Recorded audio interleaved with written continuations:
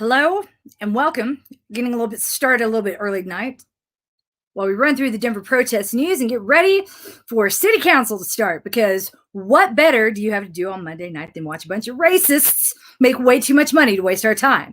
I know I have nothing better to watch than that. Tell you what, you might have heard, kind of famous now, JoJo Camp, resident stalker, amateur hacker, and presidential candidate, pays attention to me. That's right. He called me a wackadoodle and took a screenshot and put it on his Twitter. So I have to ask Joey Camp, who's running for president, does that make me Annette Bening in The American President, or does it make me Annette Bening in Mars Attacks? If you have any ideas, tell me in the comments, because I'm not really sure. Now, I don't even know why I bothered making that joke, because everyone watching it is too young to have any idea that either movie exists and don't know who Annette Bening is. And you probably also did not cry when you realized or heard the news that Joaquin Phoenix and Rooney Mara had a baby that they named River over the weekend. River Phoenix is alive somewhere in LA, which means that everything is going to be okay, you guys. I totally cried when I heard it. You, again, have no idea what I'm talking about. This person does. Thank you. I'm glad you get it. I'm glad you know what I'm talking about. I'm glad somebody does. I'm also glad that someone is listening. Thanks a lot. Yeah, I just sobbed. That was amazing. But the top story and the most important thing I think we need to talk about tonight, it's only appropriate that I have sort of branded myself. I'm famous for president. Yes. Well, if Joe Camp marries me, then I would be Mrs. President. I would definitely be Annette Bening in Mars Attacks. Oh my God, that would be amazing. Woo! Should I be so lucky? That guy's like, I'm not paying any attention to any of you. There we go. So the top story tonight, the most important thing that we really need to talk about, you guys, it's only appropriate it comes from Mom as opposed to anyone else, because we need to talk about people trying to get you to do things that you don't want to do. There's a person who has been on the radar of multiple communities for months, and this person has been going in and out of signal chats and events, trying to escalate actions and escalate conversations, then quickly leaving when people say, no, thank you. This person also brings his children with him to protest. They're grown children. Don't freak out too much, and don't judge people for bringing kids to protest. Sometimes you just don't have childcare and need to tell the police to fuck off. What you going to do? If you don't have kids, don't judge. But this person is also known for bringing their children to the protest and having them do their dirty work for them. So let's go. Oh, and this person has also been seen over the weekend. This person we received multiple calls telling us that this person was behaving in a way that made them nervous. I can also confirm that numerous attorneys I happen to know also received calls quite nervous about dealing with this person. So why am I not telling you his name? Number one, that would be libelous, and I'd rather not. Number two, I'm equally nervous about getting in this person's crosshairs. But rather than worry about the person, I think it's important that you have a framework to make choices, to make good choices. And it's the type of thing your mother would have told you a long time ago. If someone is trying to get you to do something that you don't want to do, walk away. If someone takes pliers and puts them in your hands and says, this ain't a real protest, you show them cut down that fence. Don't touch the pliers. They're trying to get your fingerprints. Don't touch the fence. The cops are probably watching it. Anyone who's trying to escalate a situation that they themselves are not participating in, that should be fishy to you.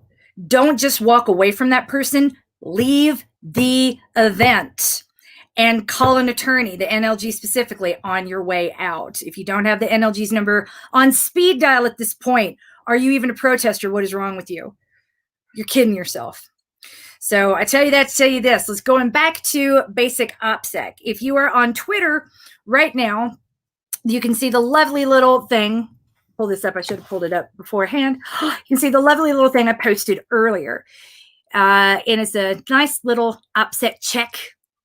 Go down the list. I'll paste it down in here, and you can take a look at it. It's called Operational Security and You. Copy link to tweet. Here we go. if you take a look at that and download that little graphic I made for you, you're welcome. You can see I try to reinforce some of the basic operational security concepts that I've tried to embed in you guys over the past 6 to 8 weeks. Now, I know my videos can be long, and I also understand that my Twitter threads can be long, but I'm not getting paid to do this, either one. I do this because y'all need some help. And if you didn't need some help, I would be doing things with my children or to that guy right there. I would not be messing with any of you. So the most basic feature of OPSEC, and this is not just old school because I'm old. I've just made jokes about Annette Bening and 2 movies that were made before you were born. But it's still, people are still caught by their fingerprints all the time. People are identified via security cameras. There are lots and lots of companies with security cameras who have security cameras with full intention of handing that over to police if anything happens. And you need to be aware of that and act accordingly. So the best way to hide, we used to say, was to hide in plain sight. And that doesn't mean you suit up so that you stand out. You suit up so that you are indistinguishable from the people around you. So when you take a look at some of the OPSEC that I've recommended, number one, if anybody tries to hand you something, don't take it.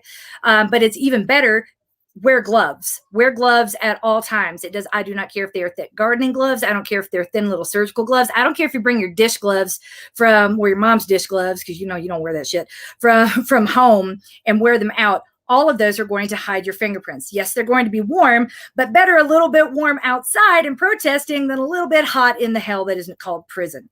So there's that. Touch nothing. Touch nothing that someone hands you. If someone encourages you to do something you did not come fully prepared to do, the answer is no. I don't care how mean and abusive they get. People in prison are worse. The police are a whole lot worse. Prison wardens are terrible. So better a little bit of bullying now in a situation that you can get out of than in an actual physical cage. So know the people that you're around. And yeah, that whole take the fence down suggestion. At this point, have we not learned that all that happens when you take the fence down is they put it back up and then they come prosecuting the people who took the fence down? So there are thousands of ways to protest. I'm not trying to protest police here. I'm like, could we pick something different that people who are working with the cops specifically trying to get you to do something other than that, right? Every single person up to this point who has been handed pliers and cut a fence as instructed by someone they didn't know has gone to prison for it. So why are we still falling for it is really the question. And you can yell at me about protest policing all you want, or you can ask yourself, gee, why would I say yes to that? Hopefully the answer is you wouldn't. You want to go take that fence down by yourself. That is one thing. It is something entirely different when someone you don't know or have only met once or twice tells you that they have diplomatic immunity from the Republic of Kurdistan, hand you, and then their friend comes out of nowhere who you've never met to hand you a set of pliers with their daughter standing behind you saying, do it, do it, do it, and calling you names. If that doesn't sound like a setup, please go home. Please just go home because you're putting everybody else in danger. Thanks. Okay. And with that said, there were three arrests over the weekend. And if you know any of the details about those arrests, those were flexes. Those were straight up flexes by the police. And the reason that those matter is because all 3 individuals were not explicitly, overtly breaking the law. What they have in common is that they are members of vulnerable communities that would be noticed. Think of it as a warning shot. We're doing this because we can. And think about that. Rather than, ooh, they did something really wrong, it's a slow creep. If we will tolerate needless arrests, warrantless arrests of vulnerable people at protests, then in the court of public opinion, we're coming to expect that people are arrested at protests. We are coming to expect that people at protests get hit by cars. The whole idea of what a protest is has now shifted in the minds of the public. We are being outmaneuvered and we are losing the PR war. Mom wants you to win. I'm not saying everybody needs to like you, but I'm saying you don't need brand new friends who buy you pliers and claim to have diplomatic immunity that doesn't exist, is a Google search away, and people who try to get you to do things that you don't want to do. By the way, that's not really a friend. That person might be an informant. Just saying, if they can't prove they're not, and you can't prove they are until you are actually defending yourself in a court of law, let's just operate on the assumption that they are and stay away. Some things just don't need confirmation. If you get the willies, that's enough. This makes me uncomfortable. That's a no. Hold that line, hold that no, and go do something else in the protests. And while we're talking about arrests, I would like to add another question I just have to ask. Whose idea is it to keep leading people from down near Argonauts where they are kettled on a regular basis? Why aren't you guys going up Washington? Why do you have to go south on Washington every single time? As I was saying earlier, Argonauts riddled with cameras. Parking lot is too. Notice that there are usually cops sitting there, or amazingly, that's where the Proud Boys are sitting, or any of the racists, the amazing racists that we're all so scared of, the ones that are armed. Where do they hang out? Why do we go there? I mean, furthermore, I'm surprised that the cops have not been jumping out of that area behind the apartment building, because that's where, if I was the police, that's where I would sit, waiting for the protest to come down. It doesn't make sense to me. I just have a question for anyone who's leading a march. Do you plan these in advance? Who is running your logistics? Do you want some help, or do you want people to get arrested? If you want people to get arrested, that is one thing, but you do not have the numbers to do some of the things that you're attempting to do. And trying to do something you don't have the numbers for isn't brave. That's how you make your numbers dwindle. I don't know if you've noticed, but the last few PSL events have gotten smaller and smaller and smaller. That's part of the reason. So we can all do a little bit better by maybe, just maybe, pulling out a map. And again, I know this is really old, and some of you have never seen a map in person, but they're on this thing called paper. It was made from trees, and you learned to love trees because you read a book called The Lorax, right? You know that book, right? Right? Okay, the Lorax wanted to save the trees, and I get that we're saving trees now by killing other things to make electronics, and that's where books live for you. But once upon a time, we had maps and schematics, and we would draw things out, and we would plan routes, not just to drive places, but also for protests. And we would talk about buildings where we knew people would hide, and we planned in advance. It might be worth doing that, talking to others and saying, hey, we got kettled. Hey, we got kettled too. Police were here, here, here, here, and here. There are all these people doing work for free, and we're just ignoring it. If you have seen gay gamers say, every single protest, cop stationed at 16th and Logan, then why the F are you going south on that street walking into the police? Especially if that's a dark alley that's not well, a dark alley is one that's not well lit, but also one where you could be easily kettled and then shuttled directly back into the police department. Some of this doesn't make sense to me. If you haven't thought about it, and I get it, I'll get swept up in the heat of the moment. That's all the more reason to have a plan in the heat of the moment. I don't know if anybody had to talk about sex with you, but there are all kinds of heats of the moments that happen, and you still got to be prepared for them. So let's accept that they're coming and make good choices. Make good choices, make good trouble. Make sure your protest mom knows where you are. Yeah, I said sex. You back in this conversation yet? Let's keep going. So, Yom Kippur, speaking of that, I would like to thank all of our Jewish comrades who missed the highest holy day of the year in order to keep everybody safe, while we proceeded to do things on Yom Kippur that we needed their assistance with. There's even a point, I'm not Jewish, there's a point where I ran out the door, even though I hadn't planned on being anywhere other than home with my children, because I heard that there was an incident occurring downtown that might need evacs or something. I went down there and did the best I could, and I was assisted by multiple Jewish individuals who were missing the high holy day in order to assist me in assisting you.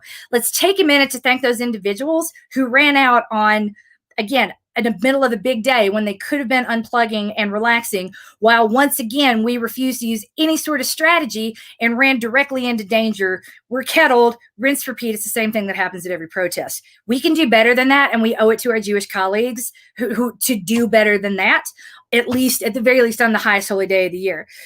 Finally, and this was the big smack in the face for these people,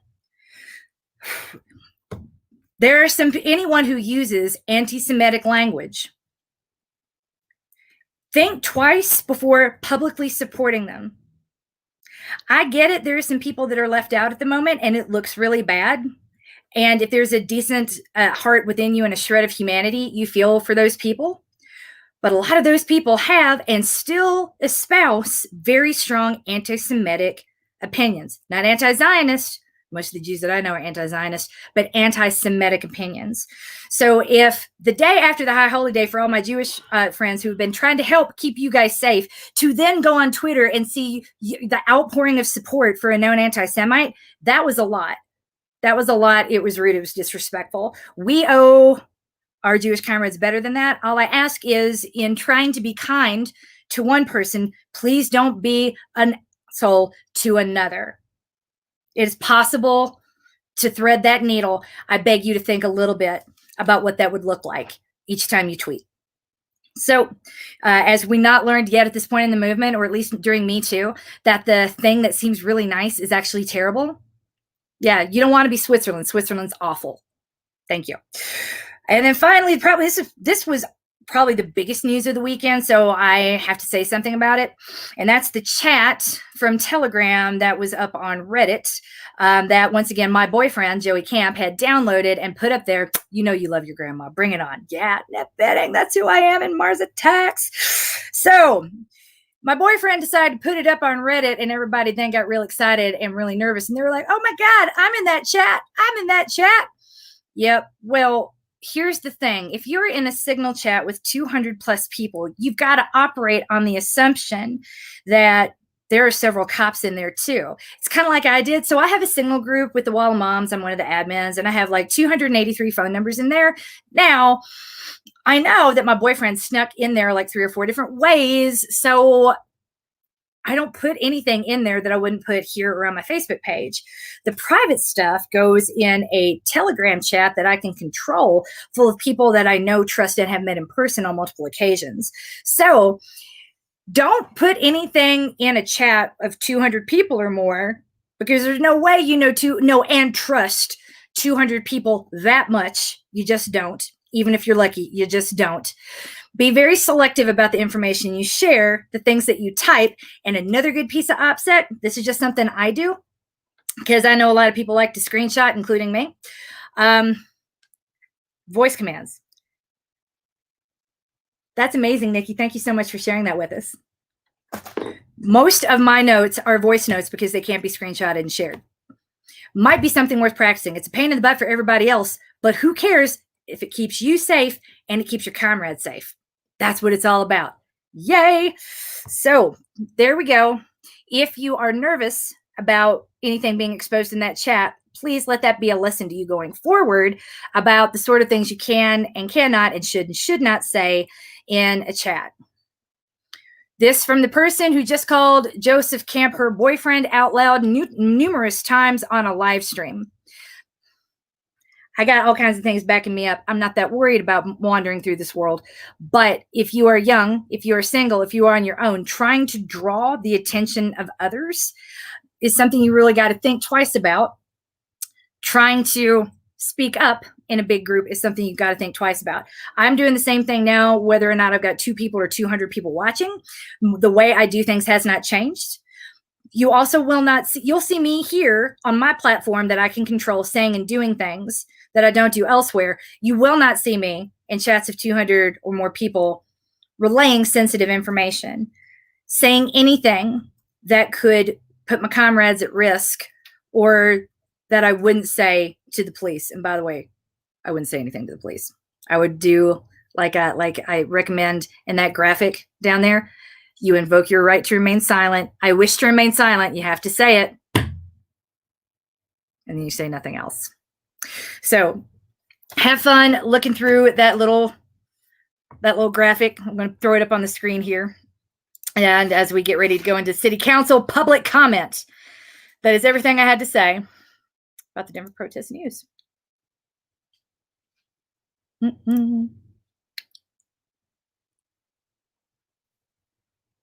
Application window. Nope.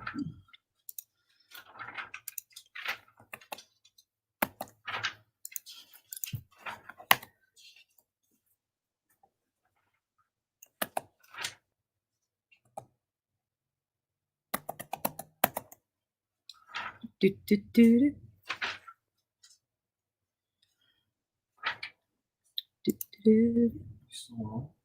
course I am.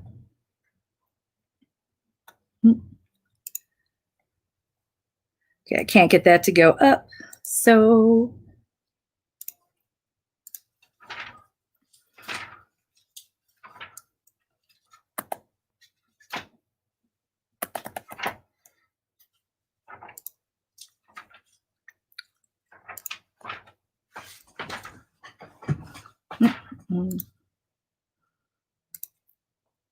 so we'll just look at that. Yay, operational security in you. So quick rundown on what you're looking at. So right here, this guy. So which of the two following kids are practicing good OPSEC? Well, not this person. This person is not wearing a mask. Is that good OPSEC? Because remember, we're not trying to specifically hide. We know we're being watched. What we're trying to do is not be matched in the RTCIC data surveillance system utilized throughout Denver, and is connected on all Denver-owned properties. I've warned you about it multiple times on Twitter, and the Denver Post has warned you recently about this too. It's a whole new department of data surveillance that is coming to a budget near you. Please, let's help me protest this with City Council. But the least you can do going forward is wear a mask to hide your face and anything to cover your hair, especially if you have colored hair, highlighted hair, if you have interesting hairdo like this person has braids. It is generally speaking good OPSEC when you're out at a protest to keep your face and your hair covered, and that's why.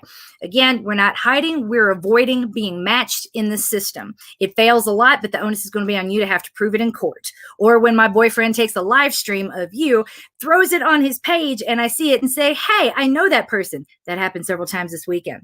So this person not wearing gloves and talking, like that's two big OPSEC violations. We don't really want that. Someone leaving behind something they touched. Again, I know this sounds anal retentive, but I promise you, I've caught people by doing that.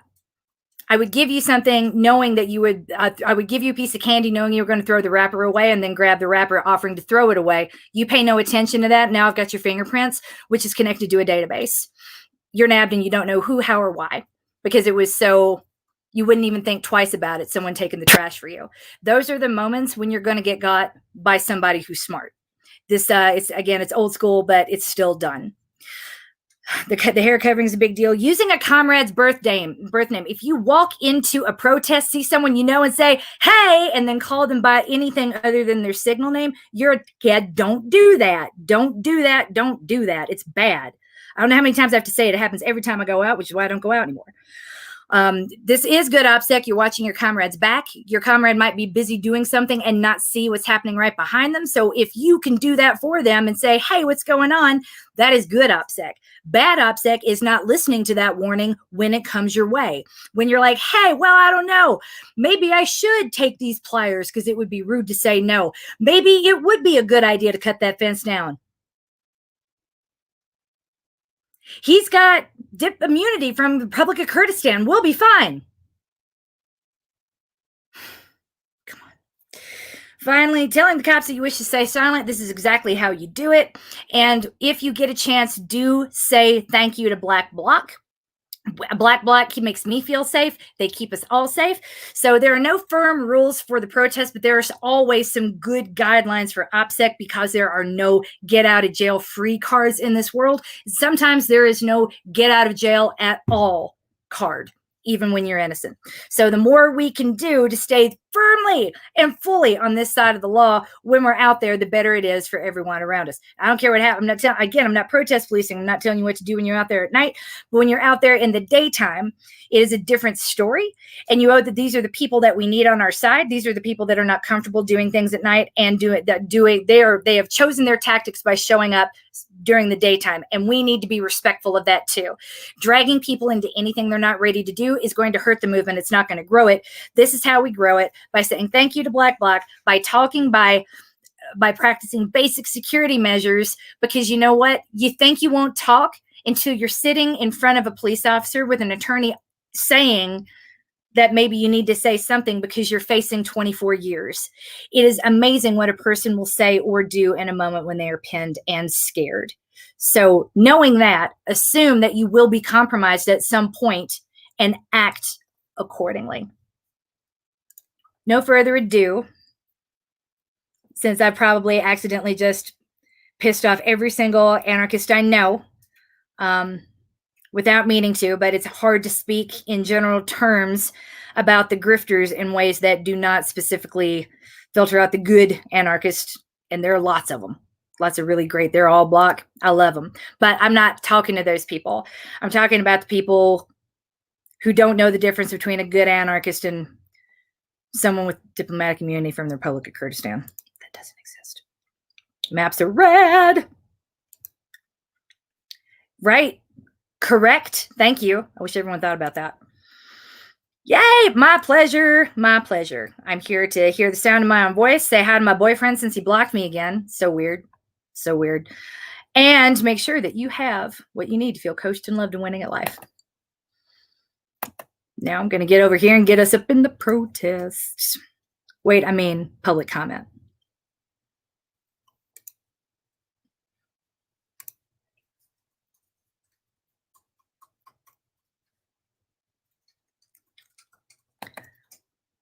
How do I know Joey's my boyfriend? Because he keeps trying to hack my internet, and the only person who's ever done that is my boyfriend.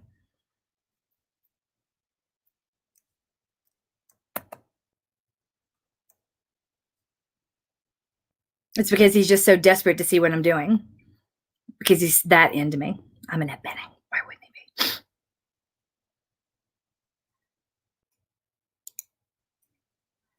And who can blame him? I'm amazing.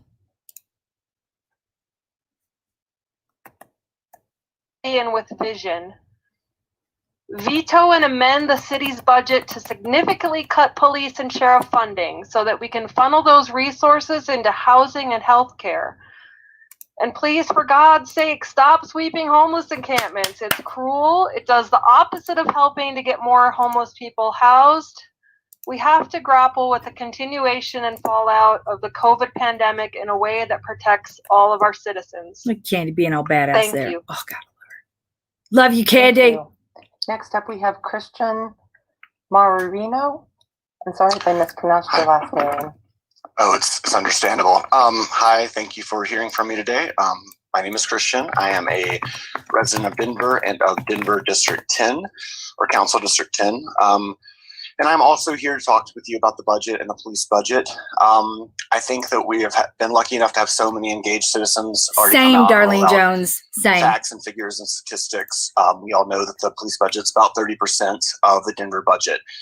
I don't think send them my way and I'll amplify. Thank you. Is going to change anybody's mind. I think you're all very educated people and you have aides who sort of help get the information together. However, I just want to talk about my personal experience. 2020 has not been an easy year. It has been a year devoid of a lot of hope.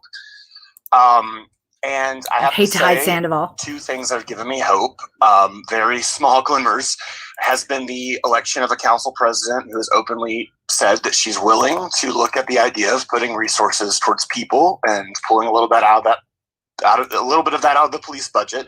That is beyond hopeful.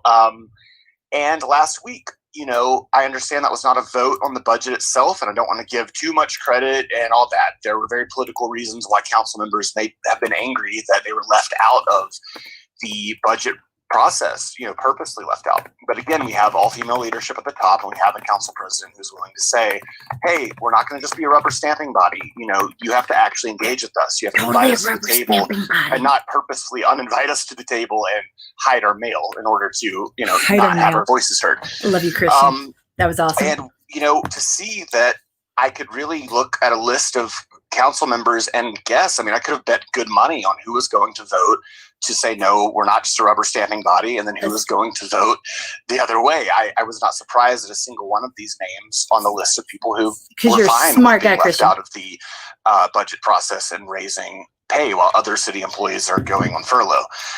I'm choosing to view this as a moment of hope and opportunity instead of being angry and living in despair, because it's been a very despairing year and a year of anger.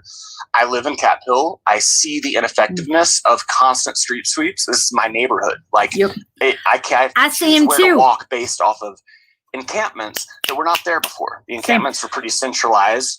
They have now been shifting every day. They're in a different area, and these people are treated like animals. There's no real resolution And like I'm running out of animals, time here, they but I migrate just wanna south. say that Whole we bunch have are now this living in my moment to neighborhood. show that Denver is My a city of backyard. progress. We do not have to mimic every other city in the country. We can lead by example, and we can actually show what happens. It's not just about defunding the police or slashing the police budget. This is about better security and actually the messaging of refunding our community and fixing some of these problems and having the chance to do that with some voices of empathy on city council, I'm hoping. Thank you. Thank you. Up next, we have Lynn Bruning.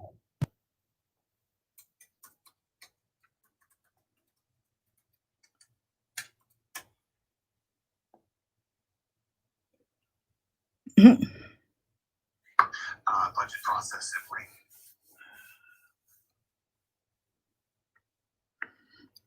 Rooney. I hear Rooney, and all I can think of is All right, baby Lynn, we're River Phoenix. working on getting you unmuted. River Phoenix is alive. Something to save 2020. Oh, there you go. Go ahead, Lynn. Thank you. Lynn Bruning, District 9. The Group Living Amendment website has a link to the July 11th, 2018 Consolidated Problem Statement. On page 27 of this document, it outlines how permanent supportive housing's lack of regulation for density and spacing may lead to the concentration of poverty, resulting in the erosion of neighborhood services and the breakdown of community ownership. This is exemplified within a 3-block radius of Colorado Coalition Stout Street Health Center, located at 2130 Stout. And this center is reported to have served over 10,000 unique people in 2019. Within 3 blocks, we have the Renaissance Downtown Loft with 100 units under 60% AMI. Off-Broadway lofts, 81 units under 60% AMI. Renaissance Stout Street, 78 units under 60% AMI. Curtis Street, 15 under 50%. Park Avenue West Residences, 72 units. And Colorado Coalition for the Homeless at 21st and Champa. Soon, the parking lot at 2175 California, adjacent to the Mercury Cafe, will also be developed into another Colorado Coalition for the Homeless facilities. This will house close to 180 more people, units. And if you look at the Colorado Housing and Finance Authority's low-income housing tax credit map, it indicates that 37 projects are within the 5 Points neighborhood and an additional 6 within 1 block of the neighborhood boundary, while other neighborhoods have none.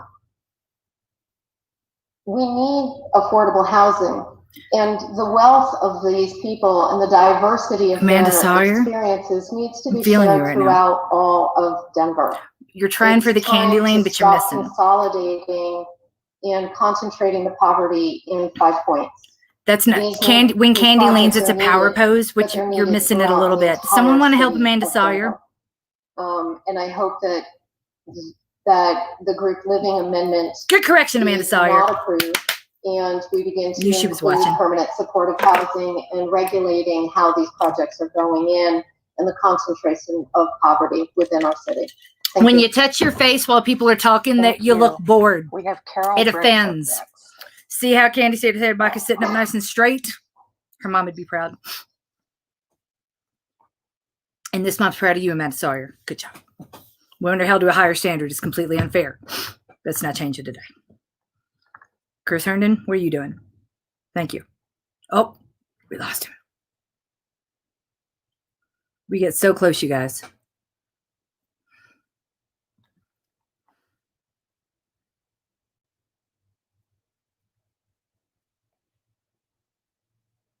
Do, do, do, do. Oh, I thought you unmuted me. I didn't know I did. I'm Carol Briggs, and I am also from District 9. And I appreciate the opportunity to speak to you. I never worked with a hero. 6 years of training and 11 years as a Marine Corps officer, I never worked with a hero. 8 years of law enforcement, I never worked with a hero. My coworkers and I were more frequently in situations that called for heroic acts. We were common workers who did what was necessary, but were not of noble character. Same officer that puts themselves in danger on one call will use excessive force, perjure themselves, or trample on other rights in another call. I implore the city council to lay aside the manufactured notion that to wear the uniform is to be a hero. It is not the cop, according to the Labor Department, that risks injury and death. It is the fisherman, the construction worker, and the agriculture worker. And the black people. There's no bad apple cop versus hero cop. The system does not allow a hero cop. Correct. It is a system of brutality and power built on the perceived need to protect the white rich man's property. From black that people. Foundation is solid, and the same purpose prevails today. I once asked how some officers get so many arrests. I was told, Beaner Patrol. You go to Sheridan Boulevard, stop a Mexican driving a beater car, and somebody will have an arrest warrant.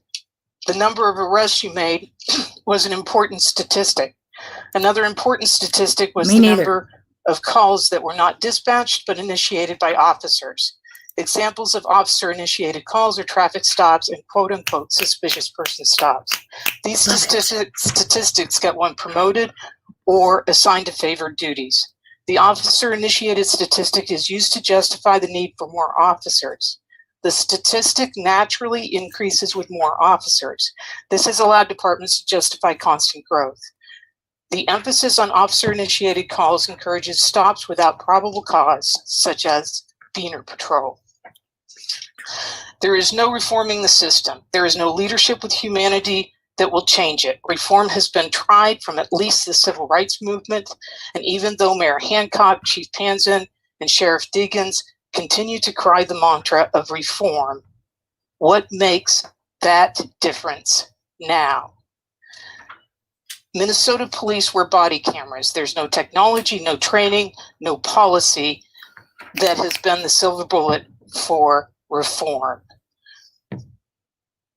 It is a broken cry of people that are holding to a system that works just the way it is supposed to be. I ask that you defund the police and make this city a more safe and welcoming city. Thank you for your time. Thank you. We have Brian Loma up next. Whoa! Cut the plastic. And you might have to go ahead and unmute yourself, Brian. Hi, Brian. Boys and girls, friends, lovers, fellow Denverites. Hello, Brian Loma. I'm in a building that is empty. As we are in the middle of a budgeting process. It's not empty because you're in it, Brian. I'm here to ask questions of my council representatives. Like, how are we reallocating funds away from homeless sweeps to be able to maintain trash and recycling in the 2021 budget so that we don't have to spend so much money cleaning up after people who don't have physical structures? When are we returning money into our park systems for bathrooms and water fountains?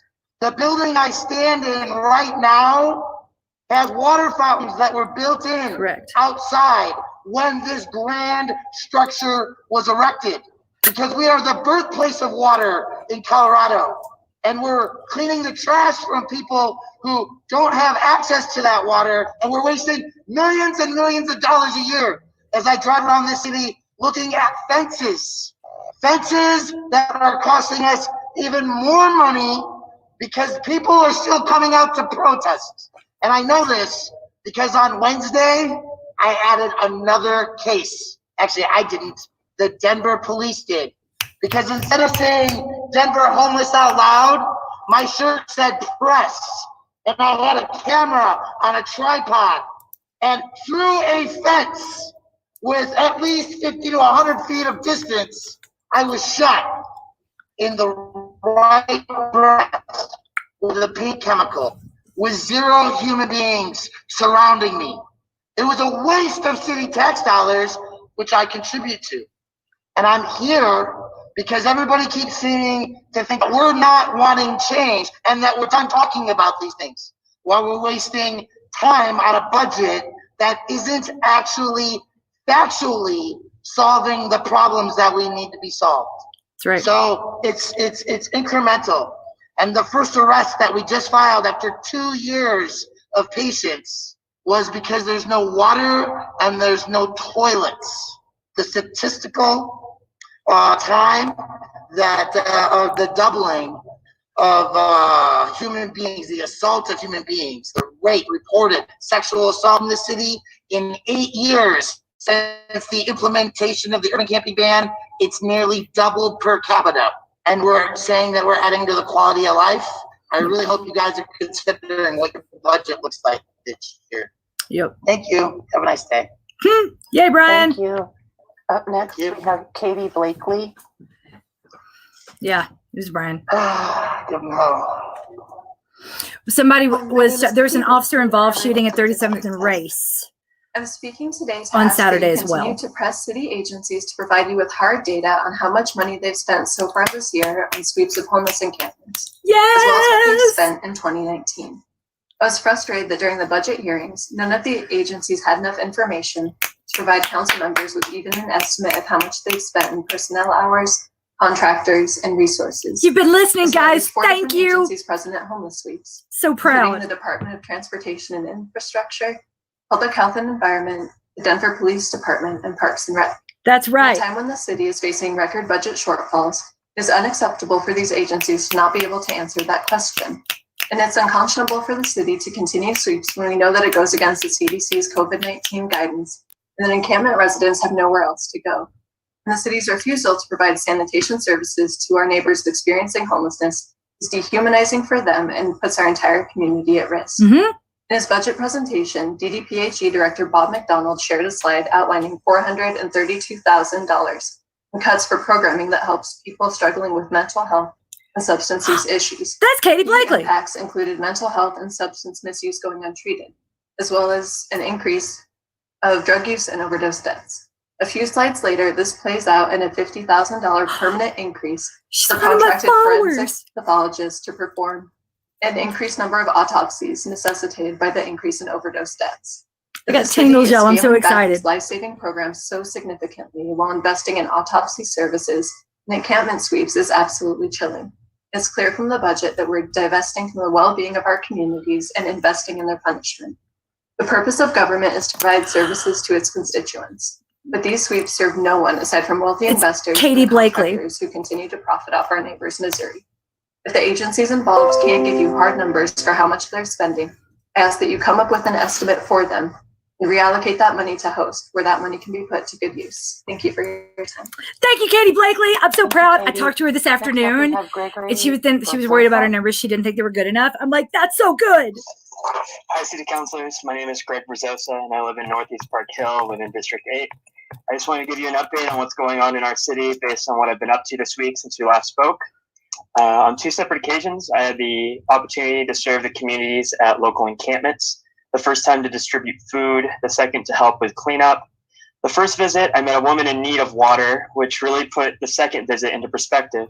The city should be doing more to ensure that basic human rights are available to everyone.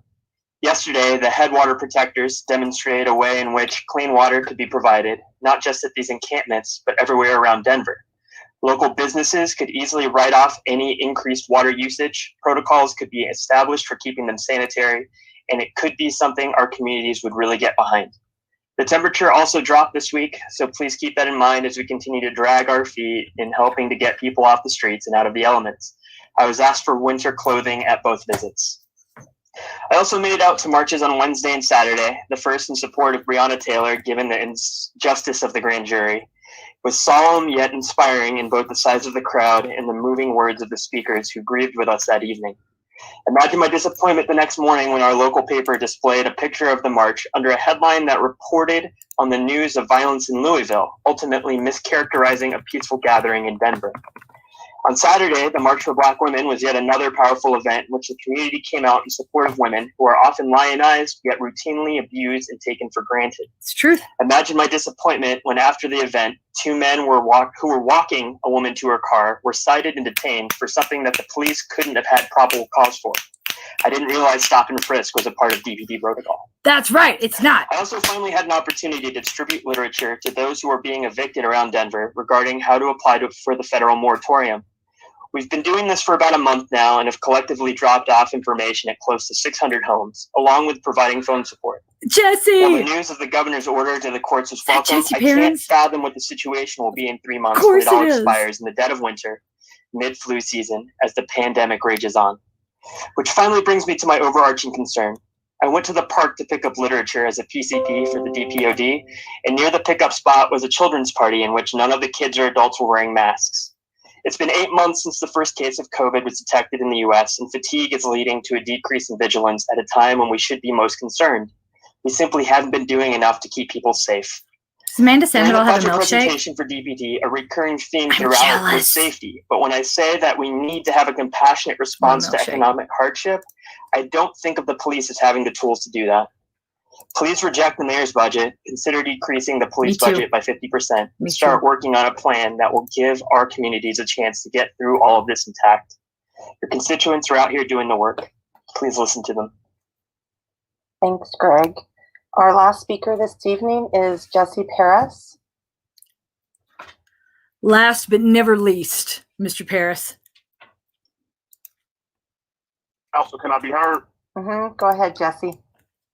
I'm Jesse Paris. I'm representing for Denver Homicide Loud, Black Star Action Movement for Self-Defense, Positive Action Commitment for Social Change, as well as the Unity Party of Colorado and Mile High News. And I will be your next mayor in 2023. Yes, you will. I wanted to talk be better than Hancock. But since the budget is such a heavy topic tonight, I want to propose some solutions for sanitation, resources, and housing. So my organization, Denver Homicide Loud, is suggesting that we devote $700,000 to sanitation stations for homeless encampment. This will pay for the following: 25 portable toilets, service 5 days a week, a gift card of $70 a week for payment for encampment resident employed to do extra cleaning of the portable toilet, cleaning supplies, and 25 hand washing stations. This funding would make the most sense to go through the Department of Transportation and police resources, why we really need to be paying attention to the data surveillance piece that I'm really up in arms about. If desired, this could go through the Department of House and Stability. The funding source, the funding should come from reallocation of funds from the police or sheriff's department. Note, these cost estimates are based on our spending at D-Hole and on these services over the past 6 months. The city has an existing contract with Liberty Waste Management that would likely cover most of these costs at much lower rate. Trash services for homeless encampments, $300,000. This will pay for the following: doubling the size of existing Triangle Works crew to employ at least 5 more homeless people to help clean the streets and encampments, placing and servicing at least 5 dumpsters at larger encampments where people live without trash services, placing and servicing at least 50 trash cans at encampments where people live without trash services. Again, this funding will come through either the Department of Transportation and Infrastructure or the Department of Public Health and Environment. And it is desired to go through the Department of House and Stability host. Water for homeless encampments, $300,000. This will pay for the following: water, tap, drinking, water transfers for fire hydrants and other water sources, 15,500 gallons of water jugs for drinking and fill 5 days a week. And last but certainly not least, hotel housing for at least 2,000 houseless people. That would be $51 million, and that would pay for the following. The city recently spent $17,000 on an existing contract with Colorado Coalition for the Homeless to run hotel rooms for at least 650 plus people. Thank you. That's your time, Jesse. Thank you. And that concludes our general public comment session for tonight. It's critical that members of the public have more opportunities to be heard by leaders at all levels of government, and the next general public comment session will be held before the meeting of council on Monday, October 5th. Sign up begins at 12 noon on Friday, October 2nd. We look forward to hearing from you all more. Thank you for attending, and please stay on the Zoom call. The Denver City Council meeting will begin momentarily. And I'm here for all of it. Yay! Yay. Darlene, I'm reading your comment. I hear that, and I'm not going to post it. Welcome like you just asked. To the City Council meeting of Monday, September 28th, 2020. Council members, please mute your mics and rise as you are able to join Councilmember Kanich as she leads us in the Pledge of Allegiance. I pledge allegiance to the flag of the United States of America. Why the fuck do you do this? Republic for which it stands, one nation, under God, indivisible, with liberty and justice for all. Except black people. And women, minorities, Muslims, anyone that looks like they might be connected to 9/11 or has a hyphen in their name. You know, that was the thing, by the way. If you had a hyphen in your name after 9/11, you get flagged if you didn't have a U.S. Credit history or address, which I did not. I also have a hyphen in my name. I was searched and filtered out of lines for 3 years, and Americans never believed it. We wouldn't do that. That's illogical. I'm like, nope, I fit the criteria. Their criteria is racist and stupid. Americans didn't care. I mean, not that we care now. They really didn't care back then. Well, if it hurts you, but saves one terrorist. Right, because it's just, we've had a rash of terrorist bombings. Difficulties. Let me see here. Right, seriously? Why? Pledge of Allegiance. Why? Yep. I would, if I wasn't already on my ass. I just can't get on my knees for council. I can't move for the fucking anthem. I couldn't either. It's almost as bad as when I had to pledge allegiance to the Christian flag when I was a kid. We had to do that at school. Technical difficulties, so if everybody will just bear with us for a quick moment. We've been bearing with y'all for months. Months. You know what else I've been bearing with, Joel and Clark? The homeless people that you've swept into District 7. Thanks. Still got the usual 22 hanging out. You too? I'm sorry. The Christian flag is the lot. I pledge allegiance to the Christian flag. God, or the Bible. We had to pledge allegiance to the American flag, the Christian flag, and the Bible. Everywhere we went. And I went to public school, to be very clear. There were no private schools at difficult times. Okay, testing. Yep, we can hear you. All right, thanks for bearing with me here. So roll call. Black. Here. Cedabaca. Here. Yay! Clark. Here. No. Flynn. Here. Herndon. Who? Here. Really? Hines. Here. I'm still hoping for you. Here. Kanich. Here. Ortega. Here. Sandoval. Here. Sawyer. Here. Torres. Good. It's real disturbing. I love Candy Cedabaca too. Soul sisters. Madam President. Here. 13 members present. There are 13 members present. Council has a quorum. Approval of the minutes. Are there any corrections to the minutes of September 21st? I noticed. Seeing none, the minutes stand approved. Like when I called him out for Council kissing announcements. Mayor Are there Hancock's any ass last announcements week from and being members in of a council? really embarrassing Councilwoman way. Sandoval. And he was like, who was that kissing? He tried really hard to be funny. And I was like, I got it on a live stream, dude. Just don't. I would just like to take a moment to thank the Backed right off. people who came out in Northwest Denver on Saturday. We had over 100 volunteers who came to clean up our parks in Northwest Denver. We cleaned up 8 parks. I might have to go tend to that in a minute. Right away. So thank you for everyone who showed up. And I'd also like to make sure that people in Northwest Denver know that the Pepsi Center COVID I think she Center wants us to see her testing shirt. site is closing this Wednesday.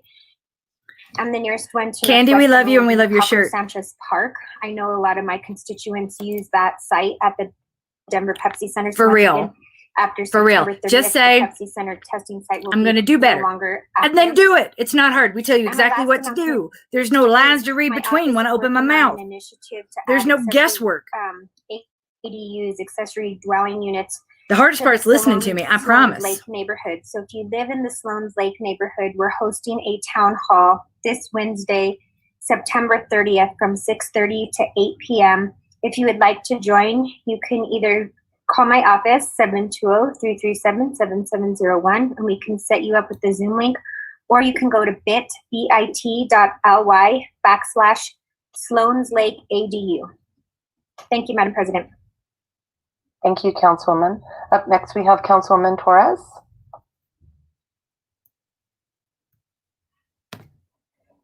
Thank you so much. 3 quick announcements. On Wednesday, the 30th, there'll be a public meeting about safety improvements for Kentucky in the Westwood neighborhood, the entire stretch. It will be seeing some improvements from Morrison Road all the way to Federal Boulevard. It will be virtual, so go to any of our social media platforms for more of the information, or email us at district3@denvergov.org. The second is we're gathering input from youth grades 7 to 12, as well as folks who might work directly with youth for the West Area Plan. Help us lay out the future of our neighborhoods. Same contact information. You can find us on social media or at our email address. And then finally, Santa Fe Drive from 6th Avenue to Colfax will be undergoing some major safety not changes, fragile. Let me pull it up. reducing 3 travel lanes to 2 and installing several safety improvements. And that's starting today. So it's not fragile like a flower, fragile like a for more bomb. information, or contact us directly on how that might affect it's a Frida or your Kahlo visitation. shirt. But it's with some really wonderful pedestrian enhancements in mind. Thank you, Madam President. Thank you, Councilwoman. Councilwoman Sawyer. Thank you, Madam President. That's the shirt 2 Candy's wearing. announcements. The first one is the East Area Plan will be going to Planning Board on October 9th. So everyone who would like to register their opinion or speak at Planning Board, please go to denvergov.org/eastplan, find out more information about the East Area Plan and how to sign up to speak at Planning Board. Second one, on Sunday morning, October 11th, in District 5, we will be doing a park cleanup day as well. So find out more information, which will be coming out this week, and sign up to come and help us. We are in need of volunteers, and we'll be doing, I believe, 12 parks around District 5 the morning of October 11th at 8:30 a.m. So thanks so much. Thank you, Councilwoman. And seeing no other hands raised, I've got a quick announcement. I wanted to send a sincere thank you to the Montbello Organizing Committee and all of their many partners. We had a virtual Montbello Alive celebration on Saturday in the community, and we had musical acts, we had community groups, and on Saturday night, actually walked up to the Montbello High School campus, and we had a drive-in theater. And so it's a whole bunch of different throwbacks with the drive-in concept, and we're looking forward to doing more of those, and just wanted to thank Mock and the community members who participated. And seeing we've got one more hand raised. Councilwoman Seda-Baca, do you have an announcement? Thank you, Madam President. So sorry, I was looking for the raise hand button. I couldn't make it pop up. Just wanted a quick reminder for folks that there is an upcoming webinar on Wednesday at 6 p.m. for the safe outdoor spaces. And so if you're interested in attending, we will post the information. I believe we've already posted the flyer on our Facebook page. But if you don't do Facebook, email our office, district9@denvergov.org, and we'll get you that flyer so you can log in. Thank you. All right, thank you, Councilwoman. Seeing no other announcements, there are no presentations tonight, there are no communications, and there are no proclamations. Madam Secretary, would you please read the bills for introduction?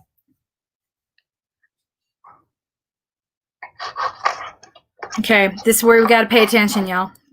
They're going to try to move fast. All right, can I be heard? We got you. Okay, got the mic fixed, thank you. From Business, Arts, Workforce, and Aviation, 2889. A bill for an ordinance concerning the airport facilities of the City and County of Denver, authorizing the issuance of the City and County of Denver, Colorado, for and on behalf of its Department of Aviation, Airport System Revenue Bond, Series 2020A, in the maximum aggregate principal amount of $225 million for the purposes of defraying the cost of the Series 2020A refunding project. The City and County of Denver, Colorado, for and on behalf of the Department of Aviation. That link I just shared is the agenda. You can see the bills that they're going to go through. Principal amount of $110 million for the purposes of defraying the cost of the Series 2020B refunding project. And the City and County of Denver, Colorado, she is a G, and I love her. Department of Aviation, Airport System Revenue Bond, Series 2020C, in the maximum aggregate principal amount of $890 million for the purposes of defraying the cost of the Series 2020. Now, what's going to happen for the next hour, y'all, is real boring, but this is where things happen. Okay, this is where your money is spent. This is how. Ratifying action previously taken, provided for other related matters, and providing the effective date of this ordinance. 2890, a bill for an ordinance concerning the airport facilities of the City and County of Denver, authorizing the issuance of City and County of Denver, Colorado, for and on behalf of its Earrings come off when stuff gets serious, y'all. Subordinate Revenue Bond, Series 2020D, in a maximum aggregate principal amount of $750 million for the purposes of defraying the cost of the Series 2020D refunding project and providing other details in connection therewith, providing the amount, terms, and other details of such bonds, authorizing the execution of certain related agreements, ratifying action previously taken, providing for other related matters, and providing the effective date of this ordinance. From Finance and Governance, 2912, a bill for an ordinance designating certain properties as required for public use. To be really clear, on Wednesdays, I usually stream the Safety and Homelessness Committee because that's how it works. Things are worked out in committee that become bills, and then they're formalized and rubber stamped here. So by the time it gets here, it's not too late, but if it's the first time you're hearing of it and it impacts you, and West 44th Avenue and Lowell Boulevard. That's why we have to pay attention to the committees too. 2915, a bill for an ordinance making a rescission from general fund. It is a little intimidating. I hear you. Appropriation in the general and fund. I promise I have other ways to spend my time on a Monday night and a Wednesday morning, but it's that important right now. Denver housing needs exacerbated by COVID-19 pandemic. 2935, a bill for an ordinance restating Article 10 of Chapter 53 of the Denver Revised Municipal Code to establish a temporary maximum fee that can be charged for third-party food delivery services in the city. That's the Grubhub bill. Transportation and Infrastructure, 2916, a bill for an ordinance relinquishing portions of the easements established in High Point Subdivision Filing Number 3, recorded with the Denver Clerk and Recorder at reception number 2020036-314, located near the intersection of North Argonne Street and East 66th Place, and East 65th Avenue and North Sayon Street. That's right. 2929, a bill for an ordinance changing the zoning classification of 1290 William Street in Cheeseman Park. And 2930, a bill for an ordinance approving and accepting the East Central Area Plan, which plan shall become a part of the Comprehensive Plan 2040 for the City and County of Denver, pursuant to the provisions of Section 12-61 of the Denver Revised Municipal Code. I think part of your message got cut off. Council members, this is your last opportunity to call out an item. Councilmember Kanich, will you make the motions for us this evening? Yes, Council President. Thank you. If there was one meeting you could go to every single week without fail, it would be housing and safety on Wednesdays. Member Sawyer has called out Council Bill 912 for questions. And raise hell when you get there. No items have been called out. Under pending, no items have been called out. The first item up is Council Bill 912. Councilmember Sawyer, please go ahead with your questions. Thanks so much, Madam President. This bill, is Lisa promoted? Can we please promote her? We will get her promoted. Thank you. Well, she's getting for promoted. City Council. Thank you. This bill is using eminent domain, and I just always, when we're going to use eminent domain, want to make sure that it is, worthwhile and what the circumstances are behind it. So I just wanted to give her a chance to. Otherwise, I'd be live streaming and probably get kicked out. And I'd be a distracting asshole in the back instead of like a facilitator. So if we could just promote her, that would be great. Hey, Lisa. Valuable public service. There. Good evening, council members. Lisa Lumley, Division of Real Estate. Thank you, Councilwoman Sawyer, for the question. This is a Dottie project. It is for reconstruction of traffic signals and sidewalk. There are a total of six parcels that will be impacted. 2 are permitted easements, 4 are temporary easements. The sizes range from 11.7 square feet, I believe it is, up to 123 square feet. All of the parcels are commercial except for one, which is a temporary easement on a residential property. Yeah. And that's 40 square feet. Thanks, Lisa. And so just because, you know, whenever anyone sees the words eminent domain on a bill, you know, I always like to make sure that we're transparent in what we're doing. So you're stealing property. The eminent domain state law is super broad, right? So am I correct? It means the government can claim any land they want at any time. It covers easements and purchases. Is that right? Correct. Okay, and so in this case, I think you just explained it that we're only doing easements, or are we also actually purchasing from these property owners? These will all be easements, 2 permanent for temporary, but they will all receive compensation for those easements. 2 permanent for temporary. What kind of compensation are they going to get? At market rates, above market rates, market rates based off tax assessment, market rates based off what? Someone's land. What market do you play in? We give them just compensation for it, and we use this state law. Is that correct? Correct. Awesome. Is there anything I'm forgetting to cover here? No, I mean, I think you summed it up well for an overview for any citizens that are watching this. Okay, and I just wanted to double check that we're not. I disagree, which is why I'm here. We're using eminent domain, but these are just easements. Correct. Awesome. Thank you so much. No further questions, Madam President. But this is why you always have to jump when you see that phrase, because eminent domain literally means stealing fucking land from the people who bought it from us, who stole it from the indigenous. Kind of the extent of what's happening here. 4 of the 5 easements are in Council District 3 along Morrison Road at an intersection of Morrison and Kentucky, which is part of a couple different improvement projects that have been in the works for quite a while. One that was started by Councilman Lopez, which improved the traffic signal at Morrison and Perry. Now this one is in the pipeline and connected to the Kentucky bikeway and Kentucky Street improvements that I mentioned earlier during announcements, which extend from Morrison Road all the way to Federal. So a new traffic light infrastructure there is much needed and much appreciated. So thank you so much. Thank you, Councilman Torres. All right, that concludes the items to be called out. All bills for introduction are ordered public. Council members, remember, this is a consent or block vote, and you will need to vote aye. Otherwise, this is your last chance to call out an item for a separate vote.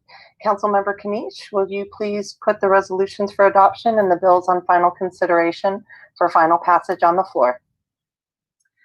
I move the resolutions be adopted and bills on final consideration be placed upon final consideration and do pass in a block for the following items: 20-975, 20-918, 20-919, 20-917, 20-926, 20-927, 20-932, that is, 20-910, and 20-911. No proclamations. And no resolutions tonight either. But if you've never built a house, actually, let's start there. If you're watching this and you've built a house ever, say aye in the comments. Because if you have not, you probably don't know what an easement is. Aye. Flynn? That is the definition of an easement. So eminent domain means government stepping in, Ortega, using their eminence to claim domain, dominion Sawyer? over land that we stole, they stole from the indigenous Torres? people. So what an easement is, it says that Madam we President. are claiming this part of land Madam Secretary, to use close the however we voting and want. announce the result. You still own it, but you 13 can't ayes. prevent others from using 13 it ayes, in the this way because resolution has eminent been domain. adopted and the bill That's has been effectively placed what's upon happening final right here. consideration And no, I don't think they and made that be very passed. clear.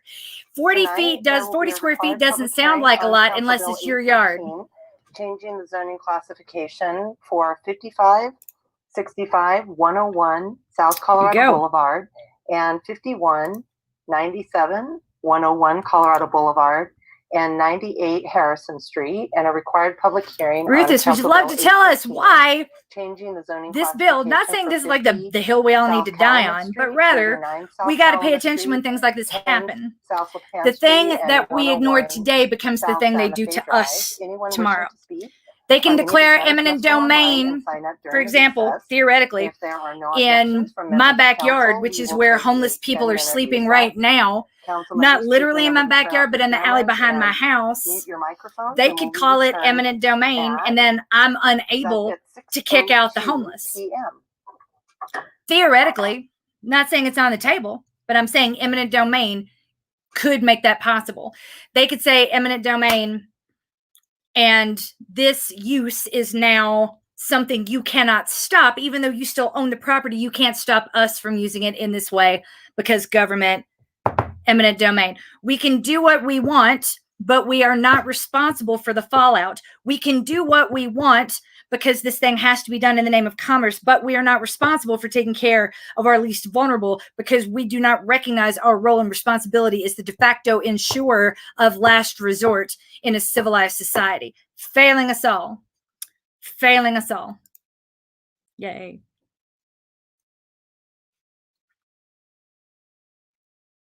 So how was your weekend?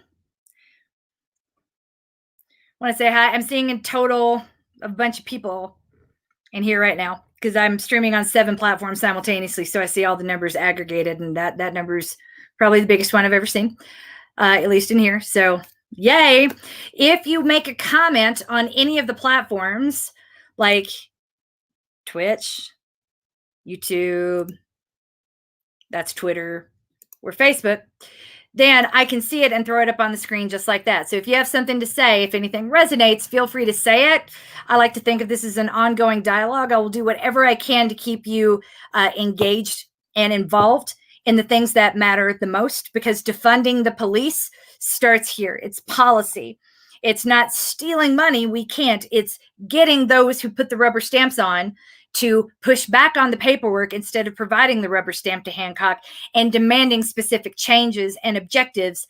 That part hasn't really happened well yet on a scale that I would like. I would love to see Black leadership and Black leaders of grassroots organizations coming in with specific list of demands.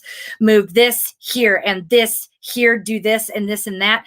I haven't seen it. That doesn't mean it isn't happening. It just means it isn't happening in the public eye. If you are a Black leader or know a Black leader who has made specific budgetary demands of the city council, please connect them with me. I would love to amplify those demands and make sure that the protesters are aware of them so we can get those demands met. Quiet as usual and boring. It's nice.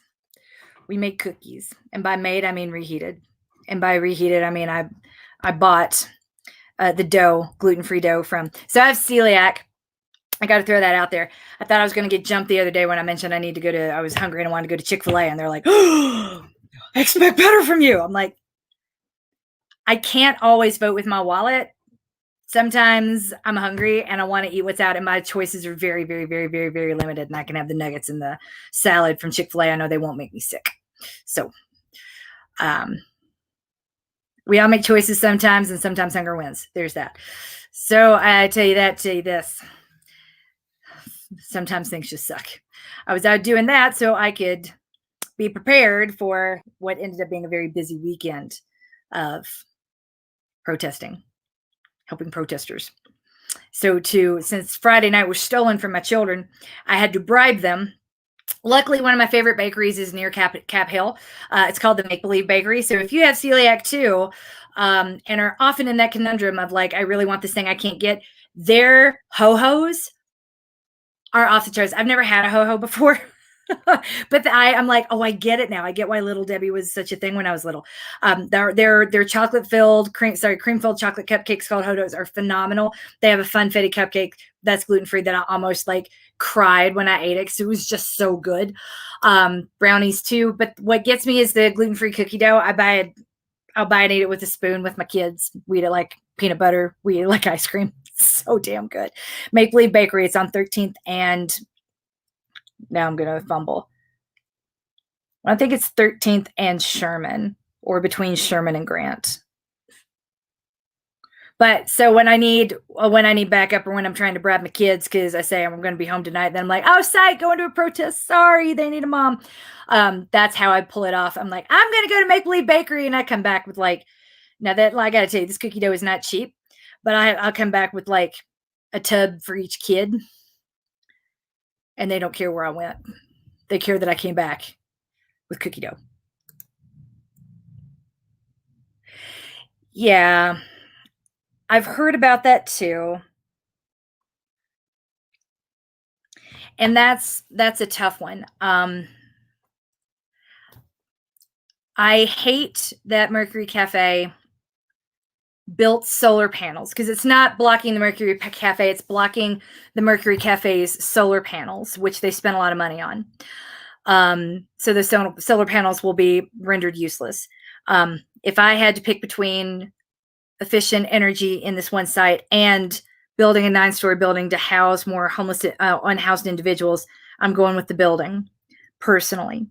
I respect others who disagree. I think the push to solar is something we're way too behind on as it stands. But that's the story, and that's been around. That's been happening now for about, Isabella brought it to my attention when she was still living here. She's in DC now. So I guess like at least 4 weeks ago. I hear you. I hear you. I know. I know. There are a lot of things I wouldn't do if I didn't have celiac. But I do. And I put my ideology wherever I can. But sometimes you got to be practical and you got to eat. I have had protein bars for dinner more times than I care to admit. And it's just not the same. Sometimes you need real food in order to function. After like 5 or 6 days of like grabbing the protein bar out of my backpack that I put in there a month before. It's a lot. It is a lot. All right. I'm going to check on, it's a little too quiet. There are kids watching A Wrinkle in Time in my bed, and quiet is never a good sign with kids as little as mine. So I'm going to check on that, and I'll be right back.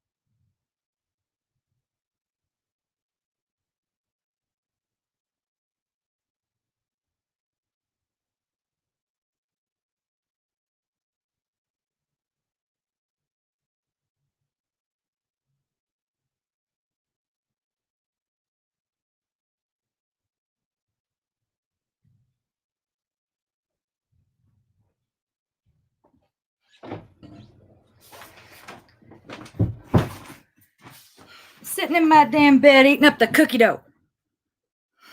I had to go steal a spoon back.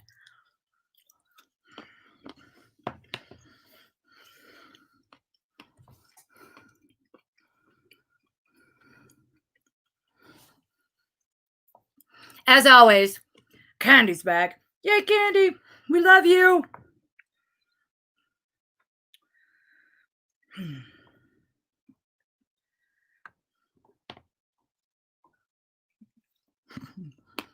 This is the last from the last batch of cookie dough from Maple Leaf.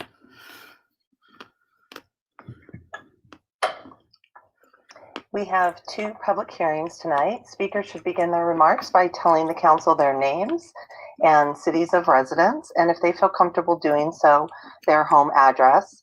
When called upon, please wait until our meeting host promotes you to speaker.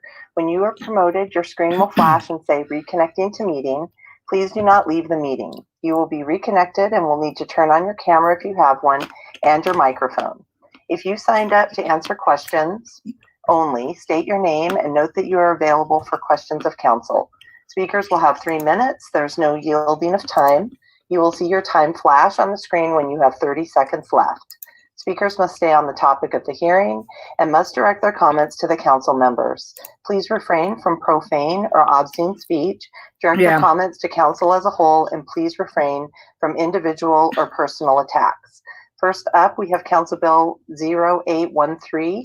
It's a bill for an ordinance changing the zoning classification. They were really good about that at the March on Washington. 65, but led by independent organizer 51, Iris Butler. 97, 101 Colorado Boulevard, and 98 Harrison Street in Cherry Creek. Councilmember Kniech, will you please put Council Bill 813 on the floor for passage? I move that Council Bill 813 be placed upon final consideration and do pass. It has been moved, and thank you for the second, Councilman Flynn. The required public hearing for Council Bill 20-0813 is open. May we please have the staff report?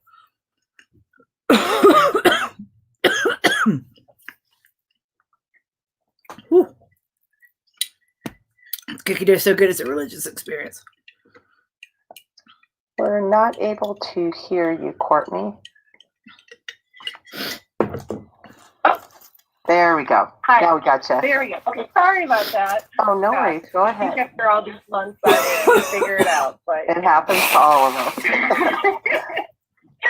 So, good evening. Thank you. I'm Courtney Livingston. I'm with Community Planning and Development, and this is a map amendment application for 5565 Colorado Boulevard.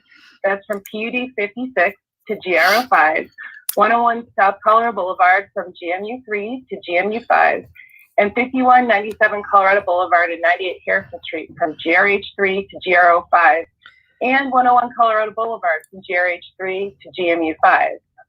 The rezoning request is in Council District 10 in the Cherry Creek Statistical Neighborhood. The request is comprised of 7 parcels, which make up 4 sites for a total of 1.32 acres along Colorado Boulevard at the intersections of First in Colorado and Bayard in Colorado. Burns Park is just to the southeast, and the Cherry Creek Trail is about half a mile south. Request is to rezone to GMU 5 and GRO 5, which are multi-unit residential office districts with a maximum height of 5 stories. And the applicant is requesting rezoning to facilitate redevelopment, which also has an associated voluntary affordable A wig housing and a agreement. beanie? Brilliant ideas. No problems with that at all. It's good optic, actually. South, the subject properties are currently zoned GRH 3, PUD 56, and GMU 3. Generally, the It just Cherry needs to Creek be sub-area, nondescript. Is a mixture So, of like a general Cleopatra wig or concept something. and PUD zoning with some 3-story mixed-use commercial zoning along First Avenue. The subject properties are also located within the Kramer Park view plane. The requested zone districts have a maximum height of 65 feet, which is more restrictive. I'm always here to do that. The height allowed by the I'm all about it. Park Help however I can. Thank you for plane, being here. which Thank is you for commenting. If you 67 need to go to Aurora, do whatever you need to do. So Gonna be here. Colorado Boulevard is a designated parkway, and it's subject to DPR's parkway setback rules. So that 20-foot parkway setback applies to this segment of Colorado Boulevard. In terms of existing land use for the subject properties, 101 Colorado, 97 Colorado, and 98 Harrison are undeveloped. Just to the south of those undeveloped parcels at 51 Colorado is a multi-unit kind of fourplex. And then moving south, the properties at 55, 65, those are vacant. They've been vacant for years now. On the corner there was once a commercial use. And then to the south is another small multi-unit residential fourplex. Generally, Cherry Creek East is primarily multi-unit residential with single and two units kind of interspersed in there. Next few slides are Google images of the subject site. These are the vacant properties at 101 Colorado, 97 Colorado, and 98 Harrison. Moving south, existing multi-unit property at 51 Colorado Boulevard. Further south, we have a vacant commercial property. That's the PUD property, existing zoning. And that blue-gray kind of residential looking structure in the background there is part of the PUD site, existing. This is a multi-unit property at 101 South Colorado. The bottom photo is showing the context across Harrison Street from that site. Concurrent with the rezoning, the applicant has committed to a voluntary affordable housing agreement. The voluntary agreement includes a minimum of 10% units will be income restricted for a covenant length of 65 years. The units are minimum size of 2 bedrooms, and the affordability levels are based on if it's rental or for sale. So under a build alternative plan, working with folks. Hey, everybody, let's do some math. I know it's boring. What is the area median income? When's the last time it was calculated? And could you afford it? The voluntary affordable housing agreement is committed to providing around 17 units, with half of those at deeper affordability levels. In terms of process, informational notice of the application went out earlier this year, and the applicant has posted the property. So in the time of a pandemic and a crisis, we're proposing building something 170 units, 17 of which will be income restricted based on the median income of that area? And then through working with those RNOs. Yeah, we're not really talking about anything for the unhoused tonight, are we? The property owner entered into a private community benefit. You okay with this? Which is included. Are they speaking your truths? Is this how you want your money allocated? So these two private agreements are actually recorded and they'll run with the land that are not enforced by the city. And so we also received some individual. The Hilltop Civic Association, which are in a separate attachment from the staff report. No additional public comments. Do you know what's in Cranmer Park?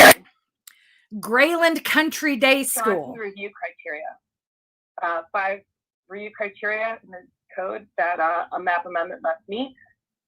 The first criteria is that the rezoning request is consistent with adopted plans. There are 5 adopted plans that apply to this rezoning. Comp Plan 2040, Blueprint Denver, the Cherry Creek Area Plan, the Boulevard Plan. You know who lives on Hilltop? Rich people. First, the Comp Plan, which was adopted in 2019. Multiple goals and strategies that the request is consistent with. That said, the proposed rezoning would enable the development of additional affordable housing units with access to bus transit service along Colorado.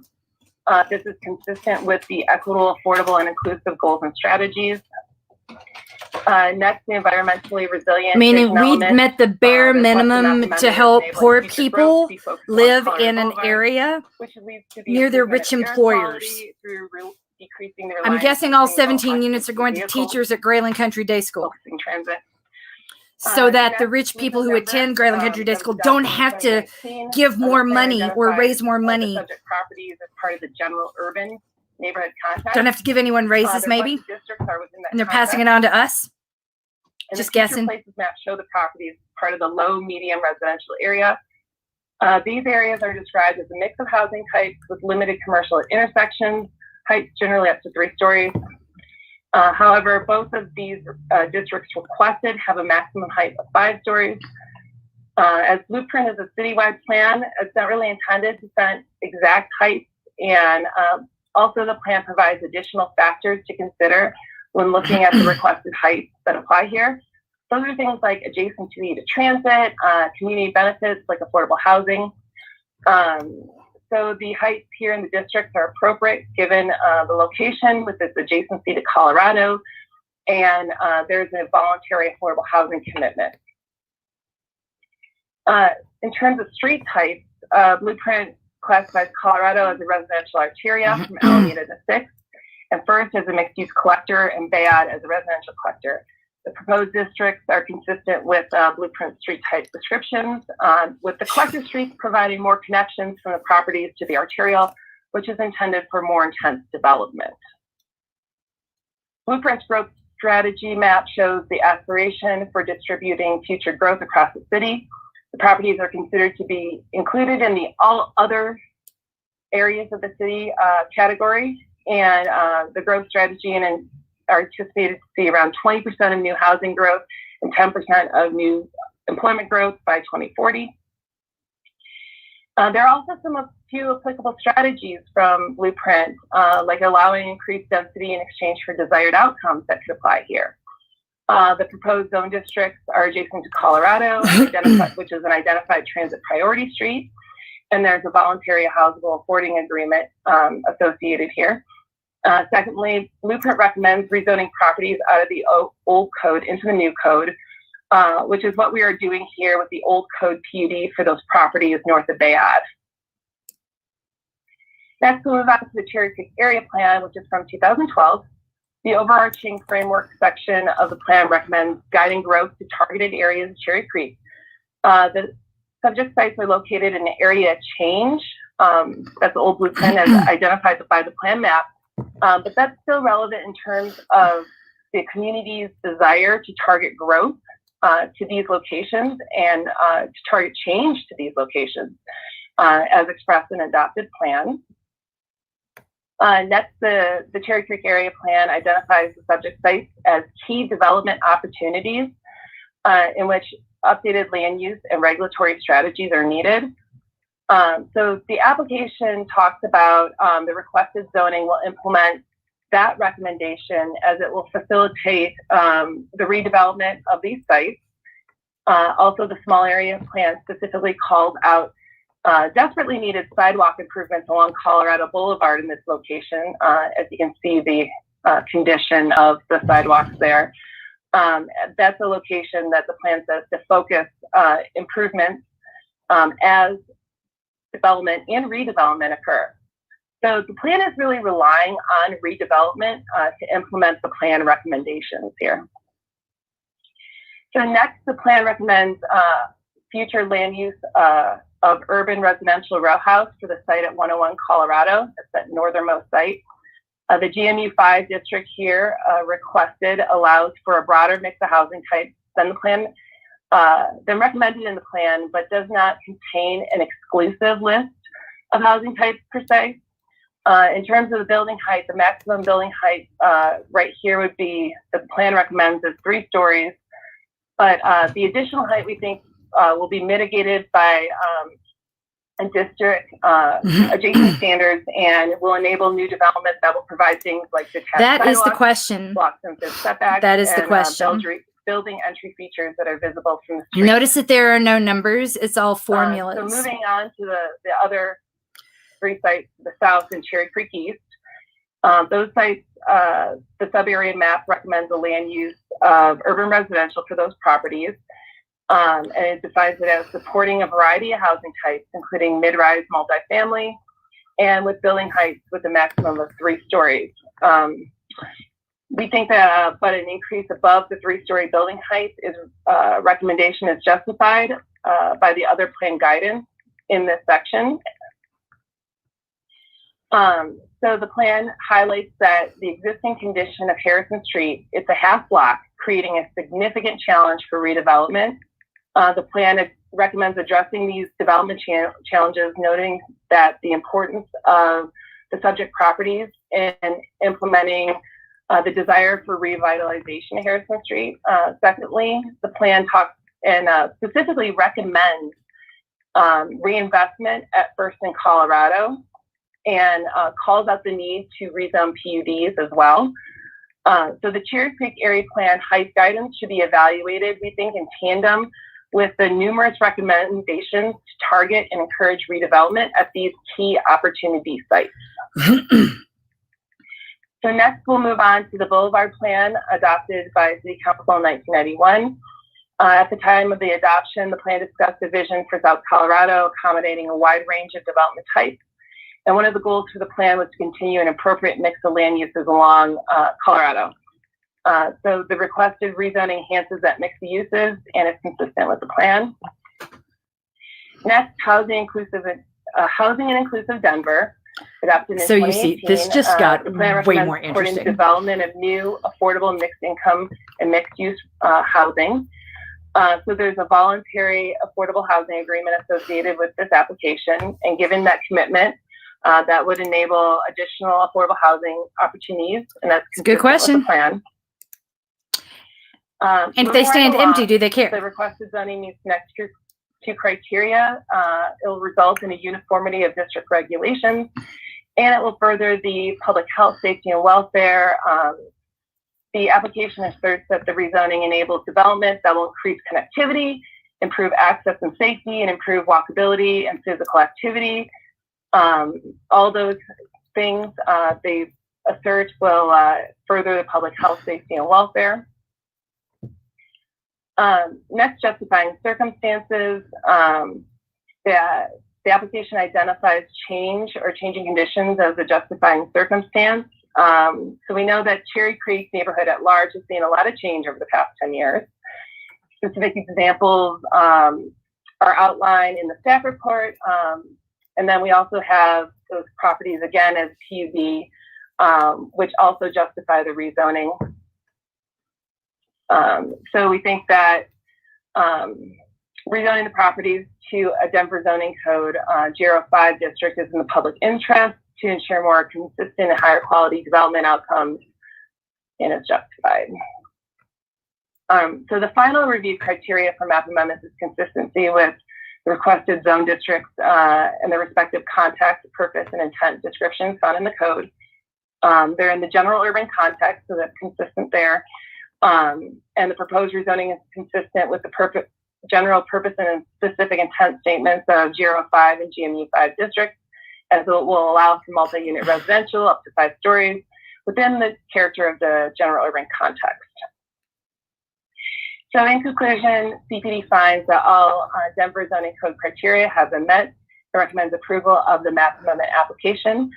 We have staff from host Andrew here to answer any questions about the affordable housing agreement, and the applicant also is available for your more specific questions. Thank you. It is absolutely code for Thank you, gentrification. Courtney, for that staff report. Tonight, Council has received 2 written comments on Council Bill 813. There are 2 submitted comments in favor of the application and no submitted comments in opposition of the application. All members of council who are present were sent these comments and have certified that they have read each of the submitted written comments. Do council members need any more time to read all of the written testimony that was submitted?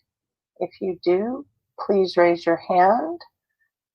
Seeing none, Council Secretary, let the record reflect that all written testimony, both in favor and in opposition of Council Bill 813, have been read by each member of council, and all written testimony will be submitted to the official record of the hearing.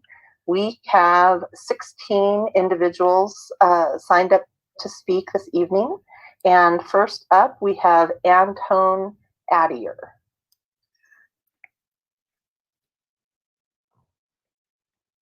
It looks like we might not have Anton right off the bat, so we will go ahead and go to Caitlin Quander. Good evening, Council. Caitlin Quander, Land Use Council for the applicant. I'm actually just available for questions if there are any, and I do know that the applicant was planning to speak, Doug McKinnon, if you see him in the list. Right.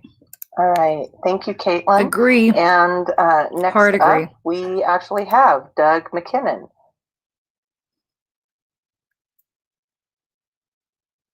Go ahead, please, Doug. You might need to unmute yourself.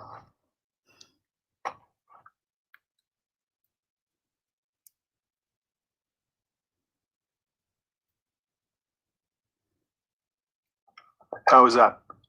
Go ahead, Doug. Good evening, Madam President, council members. Doug McKinnon, 730 17th Street, Denver, Colorado.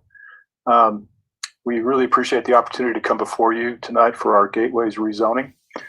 What you have in front of you represents about 1.5 years of work, really aggressive collaborative work between the RNO representatives, CPD, host, and my team. My team members, Caitlin for Land Use Council, Phil Workman from Community Outreach, and certainly Bill Moon and Dylan McQuinn from TRIBA for Land Use Planning are available for any questions you might have on the details. When I began this acquisition, what I was looking to do was fix what I felt was a very anomalous situation. We have 4 very distinct parcels on the eastern edge of Cherry Creek that represent very real gateway opportunities. We worked very hard to understand the challenges. There was some very real geometric challenges to the sites with the existing zoning. And through a collaborative process with the RNOs, we were able to find a consensus around a development concept, as well as consensus with CPD relative to plan guidance. We have documented that development consensus in a good neighbor agreement that is now recorded against the land that will preserve the concepts that the neighborhoods agreed to, and it will also ensure responsible development activity as these sites go into production. In addition, we've found common ground with host relative to actually building affordable housing, not just paying a fee in lieu. We're very proud of that. We dug deep and found a consensus relative to the size of the units and the discounts relative to affordability. So those units will be income restricted for 65 years, as Courtney mentioned. In addition, as part of these development concepts, we're working to truly improve a dangerous intersection at Colorado and First. Part of our concept is to remove the free right in and free right out on First Avenue. We will be reutilizing the existing right-of-way to better accommodate both safety from vehicular pedestrian interactions, but also most importantly, improve accessibility for the entire neighborhood. We are available for any questions you might have, and we look forward to your approval tonight. Thank you. Thank you. Next up, we have Phil Workman. Or you know what? Let me. We were trying to get kind of opposing and for. So we had next on the list actually William Moon. Go ahead, William, please. Well, thank you. As Mr. McKinnon said, I'm William Moon, 1620 Logan Street, Denver. I've been working with Mr. McKinnon and our team to envision what could be designed on this property if the rezoning were approved. And I think what's important to echo staff's comments were of the 5 adopted plans, working with each of those plans, really to create something that is a new model for this area. The properties in question along Harrison are truly a half block, which creates many restrictions to development, including service access. We've listened, we've done over 30 neighborhood meetings, and believe that we have met the criteria that the neighborhood has asked us to consider, and those are reflected in the private development agreement. In particular of note is that we are adjacent to protected zone districts, which have required setbacks and step downs to assure that development scale is appropriate for the neighborhood, and that natural sunlight is still capable of coming into the neighbor's yard. So I'm available for questions as needed. Thank you. Thank you. Next up, we have Phil Workman. Hi, can you hear me? Go ahead, Phil. Phil Workman, 7523 East 8th Place, Denver, Colorado, 80230. As Bill mentioned, and Mr. McKinnon did as well, we've engaged in a very robust community outreach program. We commenced this in December of 2018, so we've been at it for a while, but it was very important to do something special here because it is the Cherry Creek Gateways. And part of that, we've had small group meetings, we've had over 30 community meetings, large scale meetings with Cherry Creek Steering Committee, Cherry Creek North, Cherry Creek East, and Cranberry Park Hilltop. representatives from those organizations should be speaking to you tonight. So we're very proud of the outreach we've done, and I'm available for questions as well, but thank you. All right, thank you, Phil. Next up, we have Bill Tanner. Now we're going to hear from everybody who has worked with the developers, received money from the developers, who are interested in seeing this pass. Go ahead. Okay, thank you. I am the head of the development committee for the Cherry Creek East Association. My role today is just to let you know that we conducted a survey of residents in Cherry Creek East. The survey was covered 2 mailings to 400 persons who live in the neighborhood, both members of the Cherry Creek East Association and non-members. Of course they are. 500 plus flyers were sent out with the link to the survey. Pretty much. And there were multiple postings on social media. Why would they talk to anybody else? We got 220 Other people might say no. A plurality favored the redevelopment as planned and spoken to already by Mr. McKinney in the city planning department. With depending on the specific location on the sites, 47 to 50% yes in favor of the redevelopment, and 37 to 40% no. So definitely a plurality favored the redevelopment. The primary reason given is the sites had been vacant for many years, and Mr. McKinnon showed us development illustrations and visuals which suggested that the properties would be greatly improved. Thank you for your time, and appreciate your looking into this. Thank you. John Tredenik is up next. Sorry if I mispronounced your name. Tredenik, but thank you. My name is John Tredenik, 3605 East Cedar Avenue, Denver, Colorado. Good evening, Madam President and our council members. I'm here speaking on behalf of the Cherry Creek East Association. You may know that's the RINO or the RNO that housed 3 of the 4 properties. Concur. I was president of the association last year, worked with Bill Tanner, who headed my development committee. I serve as a board member this year, and I've been authorized to speak on behalf of the board. Let me just start by saying there's a strong bias not to approve more than 3 stories in our neighborhood. That probably won't surprise you, but we always listen to developers and their proposals, and that was the case here. Over the past 18 months, the board, and particularly the development committee, worked extensively with the McKinnon Group. There were multiple presentations, including presentations to get an idea of what was important, to explain what they were going to try to do, etc., and also presentations to the board. After we got some of our ideas shaped up, we had several community meetings.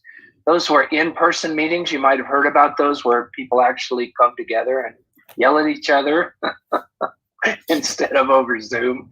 We had 2 very good sessions where we talked about issues. Never happens to city council, does it? No one ever yells at them. We worked extensively with the McKinnon Group on these points. Which, by the way, ultimately is still the case we in did a Stapleton. very extensive survey, which Bill Tanner has talked about. I'll leave it at that. But they made a lot of effort to not only reach out to not just all our members, but all our contacts in the community, and then people put flyers out to get that feedback. And that was done before we entered into negotiations.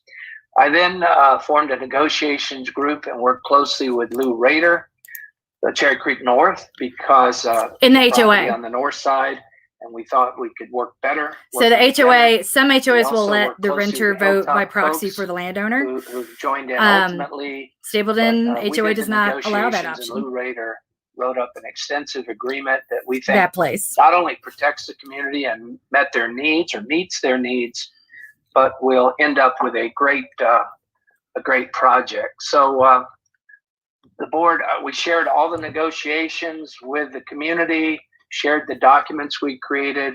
The feedback I got after that was almost unanimously in favor. There are a few people that were not. That's to be expected. and our board supported the proposal 8-3. We think these are good projects for the community and for Denver. Thank you very much. Thank you. Next up, we have Jesse Paris. Yeah. Good Yes. evening, members of council. Can I be heard? Go ahead. I love this guy. So this rezoning meets all the criteria. So this, nothing I'll tell you is going to change your mind on this. I just had two questions. The first question is, what were the 3 letters of opposition? And the second question is, was there a traffic study done for this rezoning for Colorado Boulevard? Either the applicant or one of the speakers has already mentioned there's traffic issues over here, especially on First in Colorado. So I wanted to see if there was a traffic study done on this. Big traffic issues. Yeah. All right. Thank you, Jesse. Next up, we have Lou Raiders. Questions, but no answers. And Lou, you might need to unmute yourself. I'll throw that up there just for fun. And okay, good evening, council. I don't know if you can see me. Never forget. But I am here. I'll start this video. Here we go. Okay. Hi, everyone.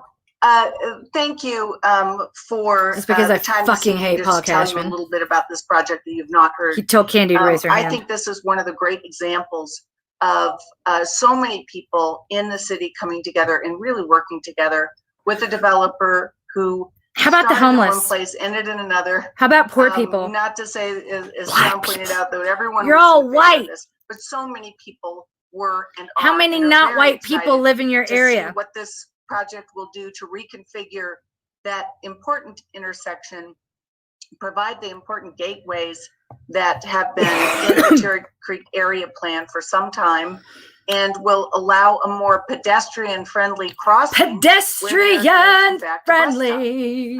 We are a very But how walkable about neighborhood. This will join the that disabled? with our hilltop neighbors and others to increase safety, and will allow us to further the goal of affordable housing. We completely applaud the developer for including affordable housing. I'm going to keep one of the saying things that this makes until this, y'all hear it. such a, I think, a Pedestrian-friendly remarkable means team effort. safe. We had people from the city that helped us answer Pedestrian-friendly questions. means Councilman Hines and more his policing. staff have continued to help Doesn't us mean try squat to for imagine how Chris it is Hines' going to ability look when we to have navigate some type of true the gateway area. on You the ever tried to property get that will around be, in a wheelchair? a result of the I've pushed someone in a wheelchair and almost threw them into traffic because it is so hard, not intentionally, lost my balance. You've got to turn around and back across the street. I have no idea how anyone does it on their own. There's 3 and It it took jumps 2 to of 5. us. There wasn't a 4. So this is one of those situations where we were able to accommodate a lot of pedestrian friendly also means no homeless people. And doing Think about all the things that would be unfriendly to pedestrians. I hate that phrase, and you need to wake up when you hear it too. Not an opportunity to do a forced. And I'm a runner. I love the idea of things being open for me to run on or around. Nice long wide sidewalks, new sidewalks with no cracks, gentle slopes so I'm not tripping over curbs that kind of come out of nowhere like I do up and down Broadway. Are so appreciative of the efforts Sorry, Logan. the entire team made Logan and Lincoln in order to get this project off the ground. So we continue to work on it. But here's what they don't want. To council at some point, if we have our they really don't want people walking up their streets all night long. In the next year or so, they want accessibility to public thank you all for your support of transportation, this project. theoretically, so we can bring in poor people to have jobs that wealthier people don't want, but not so much that we have loitering and all the people who can't afford cars walking around all the time. Hi there, I'm Larry. It's a bad look for the neighborhood. I've been active in the real estate. Pedestrian friendly doesn't mean what you think it means. Public service and private sector, and developed 100 condos in downtown. Didn't name them. Downtown Denver.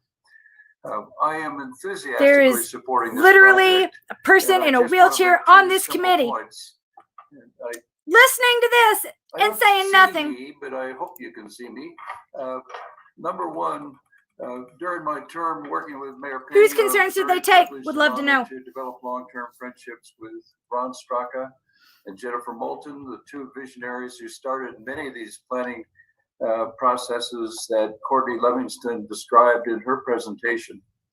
And See, I find this interesting because there is an area that we would go to more frequently if with my friend and her child, who is wheelchair bound, except that we can't walk there with the child in the wheelchair as it is. And it's ridiculous how short this drive is for us, but walking is not an option due to the build of the curbs. So, pedestrian-friendly my rear end. I want to say how impressed I am with Doug McKinnon and his team and all the work they've done with the neighborhood organization. Could you just kiss someone else's ass, not on our time? And trying please? to be the best neighbor they could possibly be. So kiss someone else's ass. As a veteran in this business and this community, I enthusiastically. The only one who seems moderately amused is Sawyer and Kenich. Thank you. I really want to know what Kenich is laughing at because it would just. I need to be amused right now.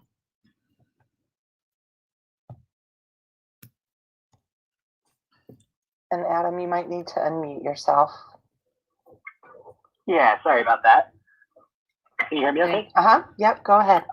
Yeah, my name is Adam Estroff. I'm at 361 Elati and also speaking on behalf of YIMBY Denver. We support this project. It's going to add affordable housing and more 17 units to an area of the city that is at no risk for displacement and an area of the city that has, a huge proportion of jobs. 80% AMI isn't, everything, but this will be housing that potentially teachers, store managers, and people who work at the restaurants in Cherry Creek can use. What is the AMI? So thank you, council, for approving this. And while I am glad that the neighborhood, and everyone could come to a compromise, I'm not sure how great it is that we're allowing people to dictate what future neighbors can have on their balconies. But thank you very much for your support. Thank you. Up next, we have Dylan McQuinn. Hello, can you hear me? Go ahead, Dylan. Oh, great. So thank you for having me, first of all. I'm an architect with Tribal Architects who's representing the applicant for this project. My colleague Bill Moon spoke nicely about the project, covered most of my points here, but a couple things I just wanted to add a little more detail on. First of all, the Cherry Creek area plan, which has been referenced quite a bit. I'm reading this right now. No apartments smaller than 900 square feet. No bicycles on balconies. No medical or dental clinics. And it was referenced several times in that document as a kind of important entries into the Cherry Creek neighborhood. And so I just want to point out that, a rezoning in this location is not going to set precedent because that document is kind of what we're leaning on primarily for the justification for the rezoning. And, every site obviously can be a gateway site. So no precedent set there. I also want to point on the fact that, this is obviously primarily a residential neighborhood in this district.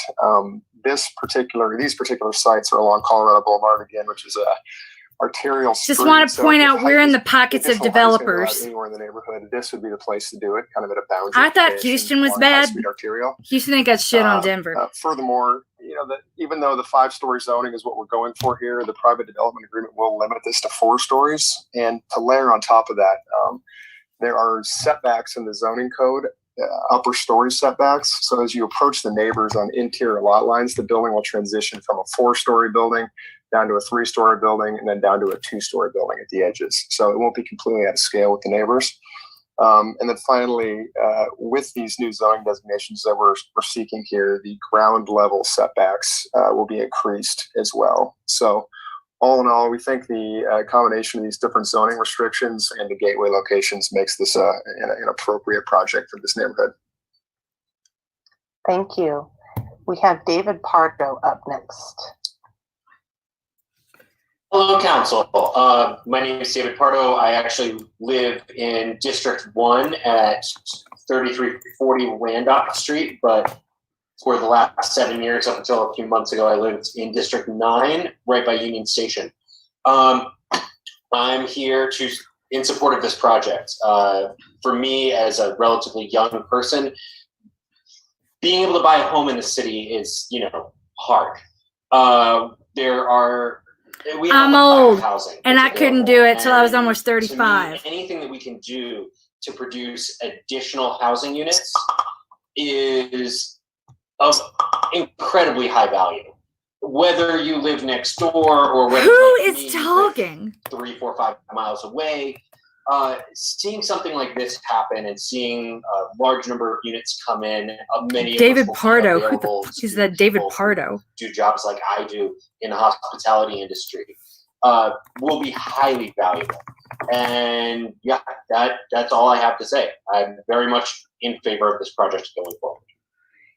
All right. He's an Airbnb and manager. Our last speaker for the evening is. How is that neutral? It's not neutral. The guy works for the. He works for landlords. You might need to unmute yourself. Yes. There you go. Hi. Good evening. I thank you all for allowing me an opportunity to speak on behalf of this project.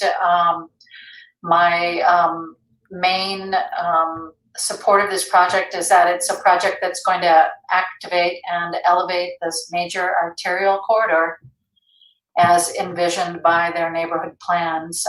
And I also appreciate all of the hard work that Lou Raiders and John Tredenik and all of the folks in both of the Cherry Creek RNOs did to make this project work, along with Doug McKinnon and his team. It'll be a great project for this neighborhood. Those parcels have been vacant lots as long as I've been here in Denver, which was 1997. And along a major arterial in our city, that's a shame. And it's an incredibly challenging a couple of parcels on First Avenue and Harrison to develop. So I'm glad that Doug McKinnon and the Triba team who have a deservedly well-respected national reputation are going to be tackling this project. A circle jerk on our tax dollars, on our time, really? Thank you for your time, and I hope you support the project. Thank you, Wendy. Would you mind introducing I wish you would support the unhoused. I'm sorry. I'm speaking as a individual member of the Hilltop neighborhood. I live Hilltop on the 600 block of Bird Street. I'm a member of the board of the Cranmer Park Hilltop RNO, and I became acquainted with the project while I was president of the RNO. Just for funsies, go see what the average home price is in that neighborhood. What do you think affordable housing means to them? Hilltop. Learn about the project and help them do outreach to our neighborhood, which I want to point out has been very robust. I'm no longer the president. There's a new president. It was a transition period, and our RNO has supported this project and submitted a letter of support for it. Thank you. Very good. Thank you, Wendy. That concludes our speakers. Members of council, questions from members of council. Councilman Hines. Thank you, Madam President. May I ask Mr. Workman a couple questions about the project? Sure thing. We will go ahead and get him back into the panel. And we might end up just leaving him in here. Yep, I'm on. Go ahead. Good evening, sir. So a few questions for you. This zoning allows for 5 stories. I think I caught the answer to this in previous testimony, but I'll ask you anyway. Will this development be 5 stories?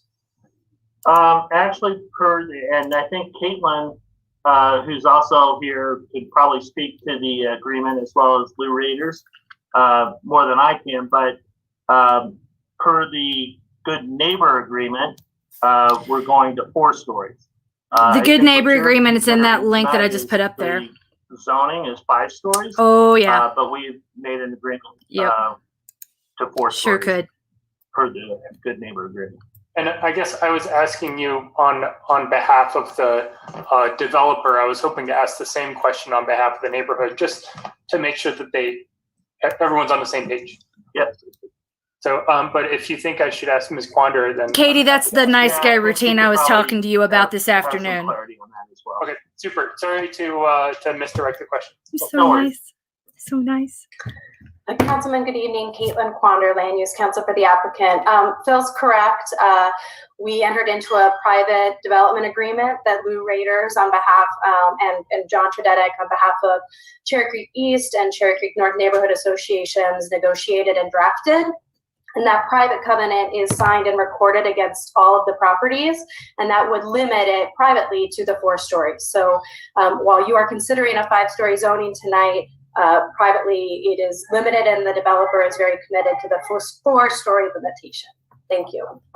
Yeah, thank you. And I guess part of the reason why I'm asking is I know that, that there was some discussion about the height of this development, and but does it so have a pickleball court? You know, that there was a discussion, and that ultimately I want to talk about how there was compromise that was made, because I think the original proposal for the from the developer's perspective, from Mr. McKinnon, was for 5 stories, and I think the original proposal from the residents was for 3 stories. And so, so I think it's interesting and compelling to show that that there was a compromise made at 4 stories. So let's see. So I guess one other question that was asked by one of the people testifying, was there a traffic study created or conducted for this particular development, or in advance of the development?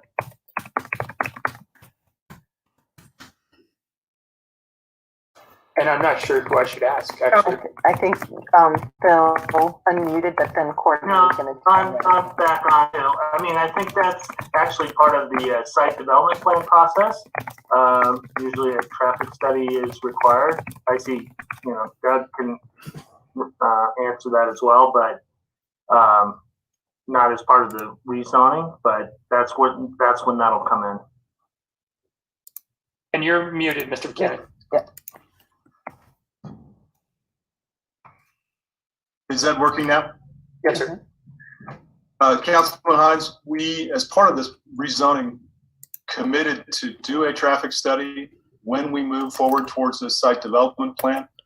A pure traffic study with amorphous zoning was not going to be a valuable piece of information, but we fully recognize the need for a traffic study before we submit a site development plan. And in fact, that is a I spent my own money protecting my investment before I knew I was going to make an investment, which is a favor to you. Thank you very much, and you're welcome. You have already been in contact with both CDOT and DOTI. Is that right? Because Colorado's a state highway. Correct. There was some jurisdictional questions between DOTI and CDOT relative to work activities on Colorado Boulevard, as well as the First Avenue intersection. But we've approached both entities and have received, if you will, kind of a initial positive response to their concepts to reduce and remove these right in and right outs, the free rights. In fact, as part of CDOT's improvements of the intersection, we're going to be working hand in glove with them to make sure that the improvements that they plan actually near term will be done in such a way to accommodate the long-term vision of the intersection as we propose to the neighbors. And in addition to a traffic study, because traffic often is interpreted to exclusively mean cars, you're doing a study that includes creating pedestrian access across Colorado, at least at first. And are you asking? You're asking about pedestrian have access to this access? Development will also have access to the nearby park, access. Right? Is he asking about? Is this thing on? Is he asking about access? We specifically on the First Avenue pedestrian access. There will be a removal of what is today sort of the, in our minds, very unsafe pork chops, if you will, for sort of a small respite as you cross the larger Colorado Boulevard. So that'll be improved such that the right-of-way is now reworked to provide accessibility, safe accessibility. Accessibility! Individuals. And on the Bay on Is this really happening?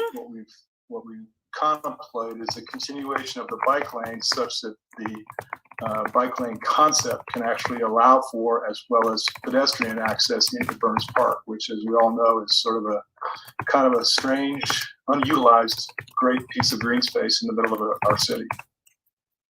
Yeah, and I actually want to thank you for, we get a lot of comments, generally negative, for the pork chops, as they're commonly called, but the car-friendly swing in, swing out from Colorado to First. So I want to thank you for considering that in the traffic study, because I think that we'll find out that pedestrians are not excited about the pork chops. I mean, we certainly know through feedback, but I think we'll understand empirically through the study as well. So I might need a minute, y'all. I'm about to explode. So thank you. And no one's here. Thank you, Councilman. No Hines. one's here. Up next, we have Councilman Flynn. Oh, fuck. Thank you, Madam President. All this talk of pork chops is making me hungry for my dinner. Oh, But it makes me want to punch you in your fucking face. Some of the conversation that Councilman Hines was engaging in, and recognize the work of the neighborhoods in together working out the. Thank you. I'm glad you're here. Against the I land. I am. completely understand that. But I Did would y'all like to hear ask that? Courtney if she could Is it just increase me? my comfort Did level everyone for hear this that exchange departure right now? from relatively recent plan guidance that says 3-story maximum? In the staff report, which I'm going to flip over to right now, it says it acknowledges that the request exceeds the height recommendations as shown in the plan from 2012, but the request is consistent with other recommendations for the vacant parcel within the Cherry Creek North sub area, as well as other plan goals described earlier. So could you be a little more specific about why in this case, other than the agreement with the neighbors who appear to be happy with it and have endorsed it, what is it in our plan guidance that says there are other recommendations that make the increase to 65 feet appropriate?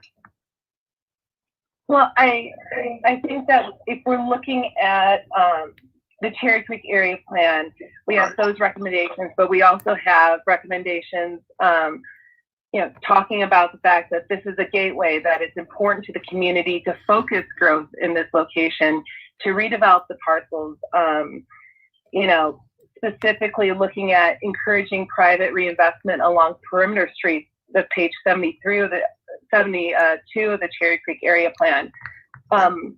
Looking at the half block, the plan acknowledges in its recommendations that Harrison Street is very unique and that it creates a half block condition in between Harrison and Colorado. And so that makes it super challenging to redevelop, along with all of these other constraints, wanting, that sidewalk connectivity. So we have a lot of recommendations pushing and pulling here. So we're looking at it in all together.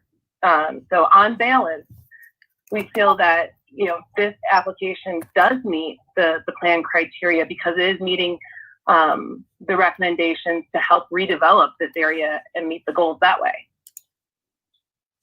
Okay. I don't suppose you were here in 2012, Courtney? No, I was not. Okay. I'm wondering if that's the case, why along Colorado Boulevard, at least, and on that half block, which very awkward between Harrison and Colorado being a half block, why the area plan didn't accommodate more than 3 stories, especially along Colorado Boulevard. And I noticed there are some structures there that look like they're higher than 3 stories already. Are there not? I think that's a little bit farther south. Okay. I'm thinking of the Sunrise facility. The Sunrise Assisted Living. That's at, isn't that at Cedar, between Cedar and Alameda? Yes. Oh. I believe that is. And so the plan has that that was built way before 2012, I believe. Because it was there in 2006. And that's, well over 3 stories. And in the plan guidance, I think that's on page 72, it does show that assisted living is 5 stories in height. So it does account for the existing condition there. Okay. All right. Thank you. That's all I have, Madam President. All right. Thank you, Councilman. Councilwoman Sandoval. Thank you, Madam President. So I have a few questions for, I think, Caitlin, I think this would be best suited for you or Courtney. So, although the zoning is 5 stories, you have a covenant that's 4. You can go down to development services and you can still get a 5-story permit because these aren't associated with the zoning. So how do you ensure that that actually happens? Because we have a couple of covenants in Northwest Denver, and it's not until they get brought to my attention through the site development plan, the SDP, that they aren't following the covenant. So how do we ensure that this is actually going to take place? Because the only way that somebody down in development services knows about this deal is they'd have to go to the clerk and recorder's office. Councilwoman, thank you for the question. So a couple of points. The development agreements that have been entered into are recorded against the property, and I will say that Lou Raiders and John Tredenik have done a fantastic job of circulating both the terms and the actual written agreements themselves to the neighborhood organization and throughout. So there's a much wider awareness about the terms. And, I think those organizations were lucky to have Lou Raiders in particular, who's a retired real estate attorney from Kutak Rock, to draft those with me on behalf of the neighborhood because, she certainly represented them well, and not as an attorney, but as a member of the neighborhood. So within those recorded private covenants, there are the site plans themselves that the neighbors and Mr. McKinnon and tribal worked through closely. Those are actually attached, so the depictions of what is proposed are attached and recorded. So that's provides a lot of clarity. And in addition, there is a default and enforcement provision. Okay, Knietch is all of us right now with that big old yawn. You see it? If we were to try and apply for something that is not allowed, they would, one, be in communication with them because we have to, as part of the covenants on the site plan, we have to give them copies of the site development plan as we're submitting them to the city. But if they were to find there was something that was inconsistent, there's a notice and default enforcement process written into the agreement. Certainly, don't ever anticipate having to go there, but I appreciate the question, and the neighborhoods and my client made sure to write in a very clear process for them to be able to enforce them. So if I heard you correctly, your last 2 sentences answered my question.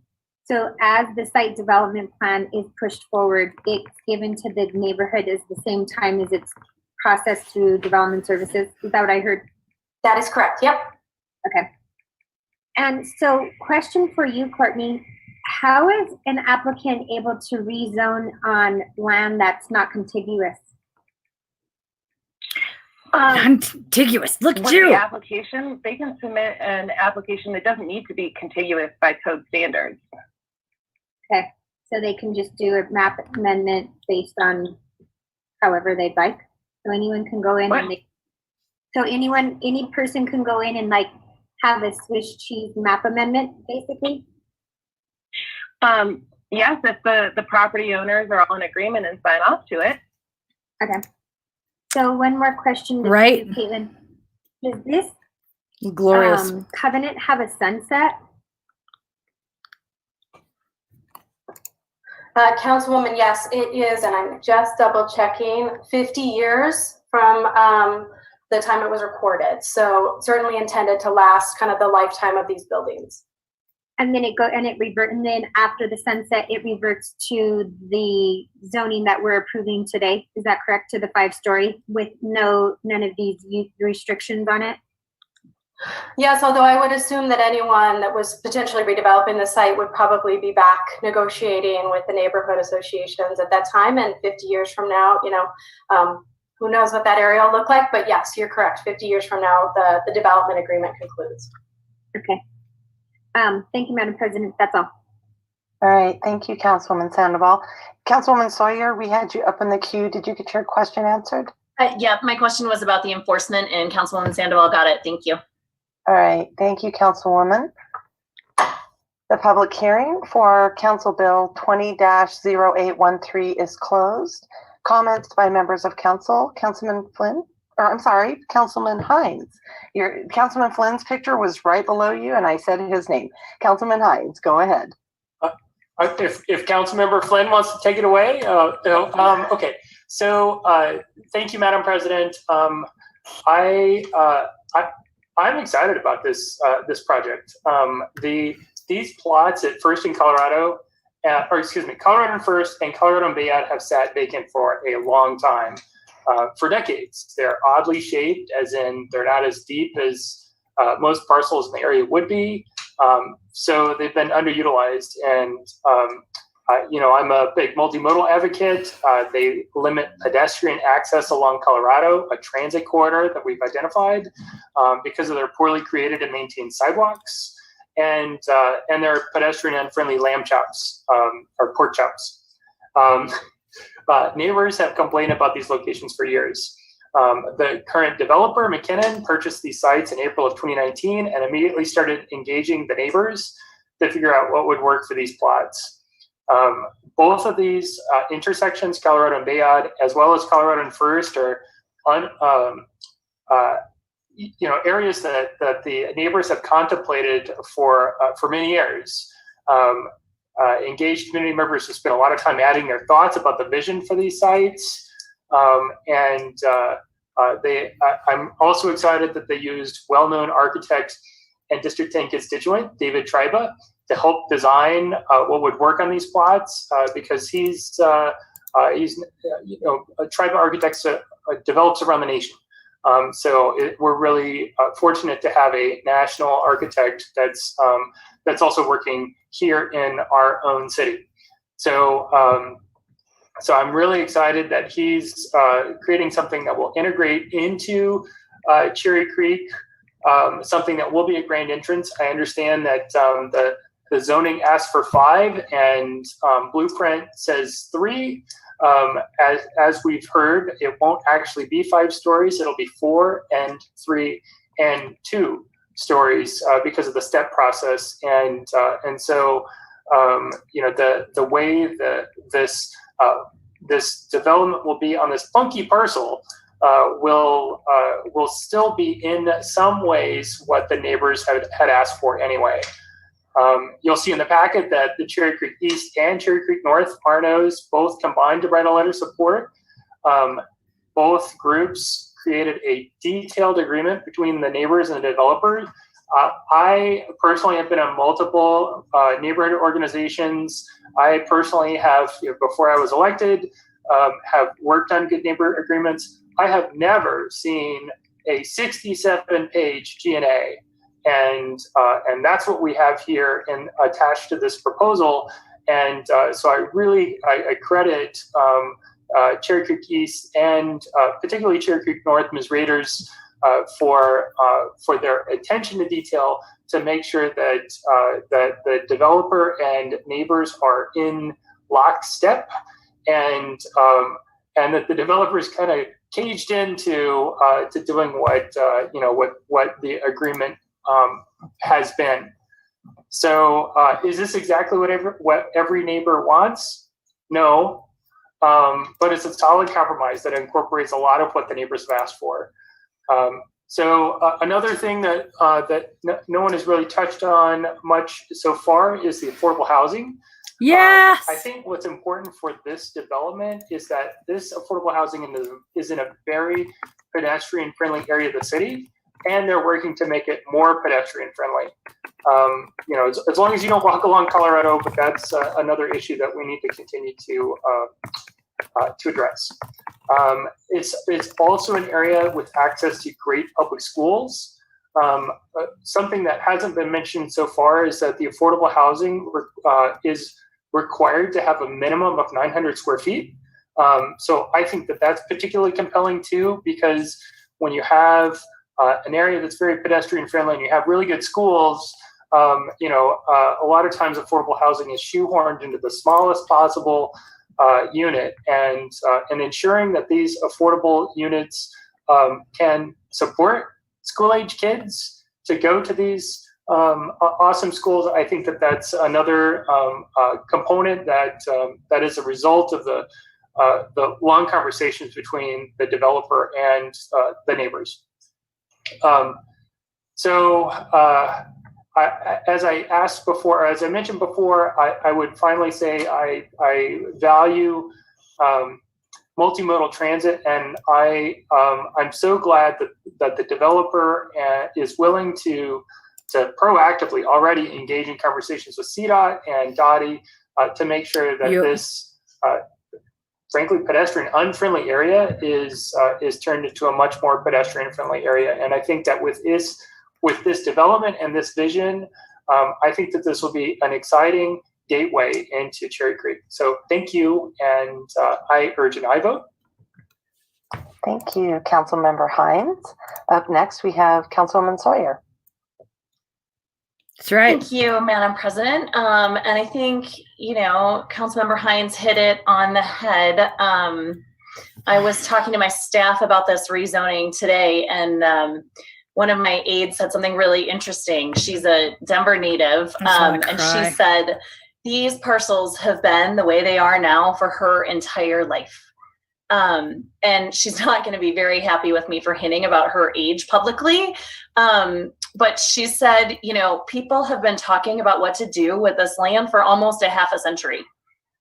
So, while there are residents who understandably have concerns about the density proposed in this rezoning, and as we talked about in the question section, Blueprint says 3 stories and this is 5 stories, but, we're compromising at 4 stories here. I think the question is really whether, given the criteria we're looking at and we're required to look at in rezonings, is this thoughtful development?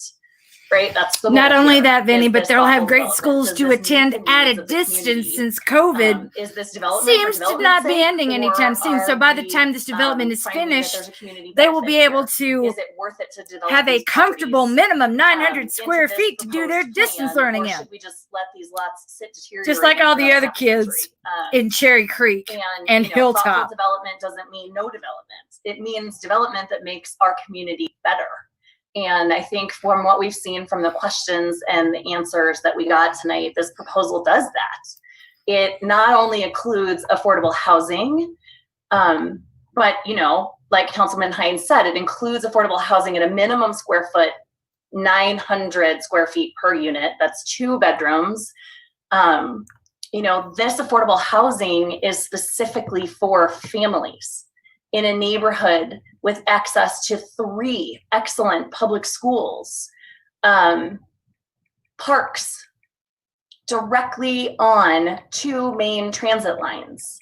The Good Neighbor, the 67-page Good Neighbor Agreement, which cracks me up, includes design standards that take into consideration things like 17 units. So residents don't feel overwhelmed by the 4 stories that make up the compromise.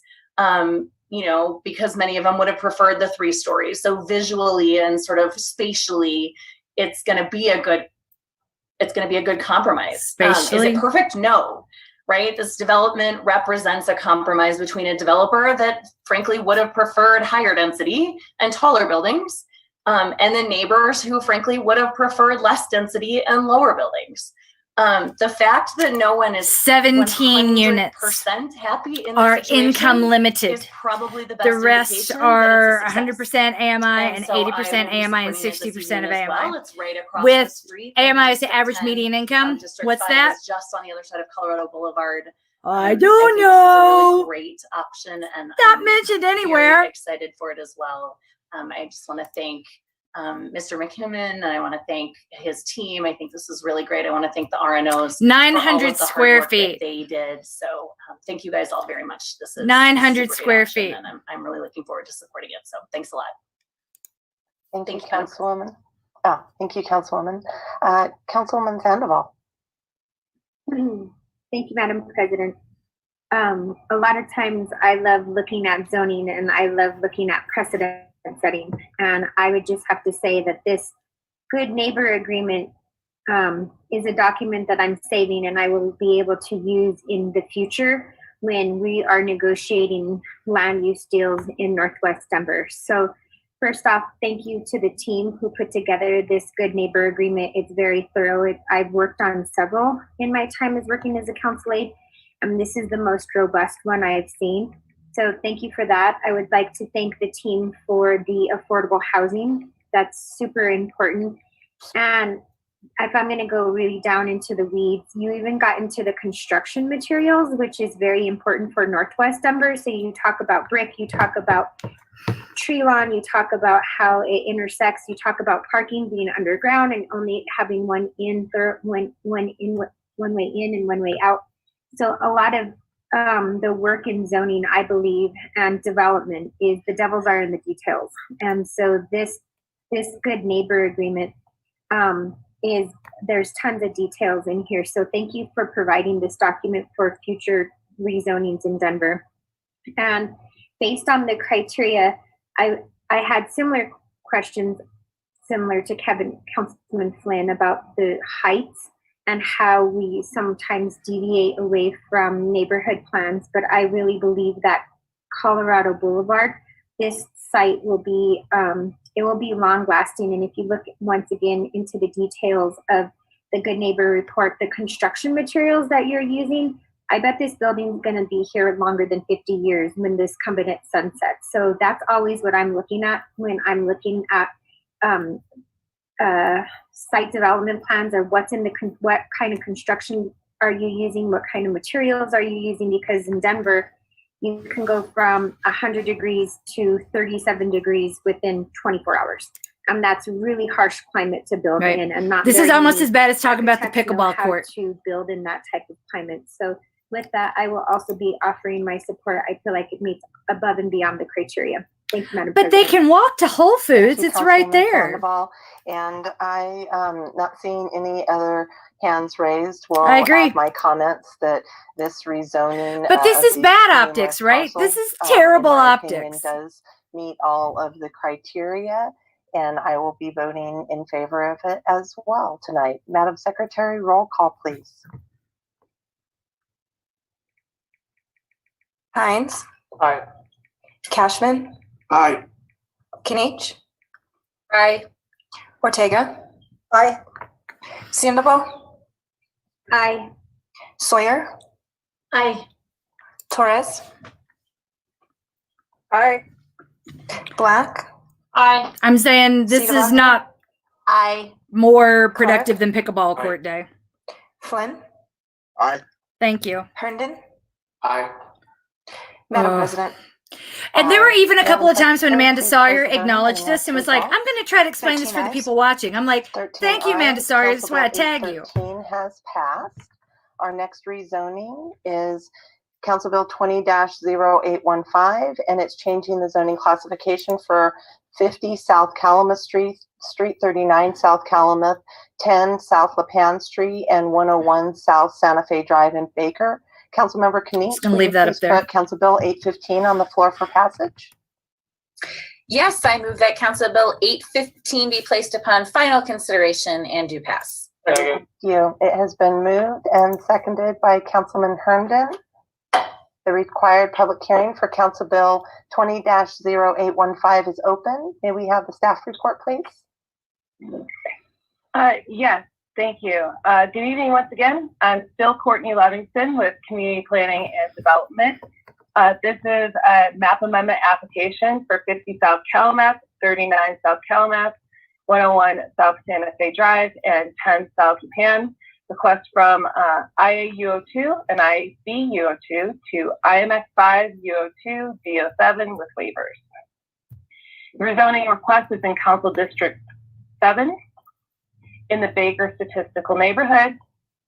The request is comprised of 4 parcels for a total of 6.43 acres west of South Santa Fe, south of West Ellsworth Avenue, east of I-25 and the railroad tracks.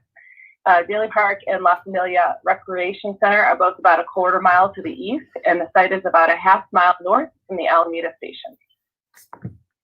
The request is to rezone to IMX5 U02 D07 with waivers. The U02 is the billboard use overlay, which the site currently has, and it's proposing to retain with the request. The DO7 is a design overlay, which is applied for with 2 waivers requested to the design standards of that overlay. The applicant is requesting the rezoning to facilitate redevelopment, which has an associated voluntary affordable housing agreement. Majority of the subject sites are zoned IA-UO2. IA is a light industrial zone district allowing for office, business, and light industrial uses.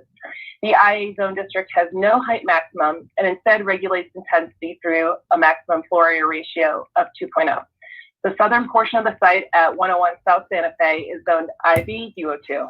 IB is a general industrial zone district and allows for many of the same primary uses that light industrial does, with the inclusion of a few more intense industrial uses.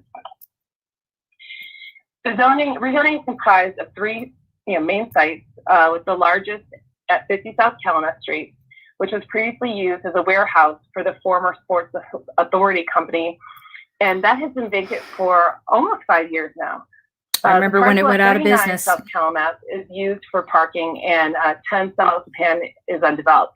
To the south, 101 South Santa Fe.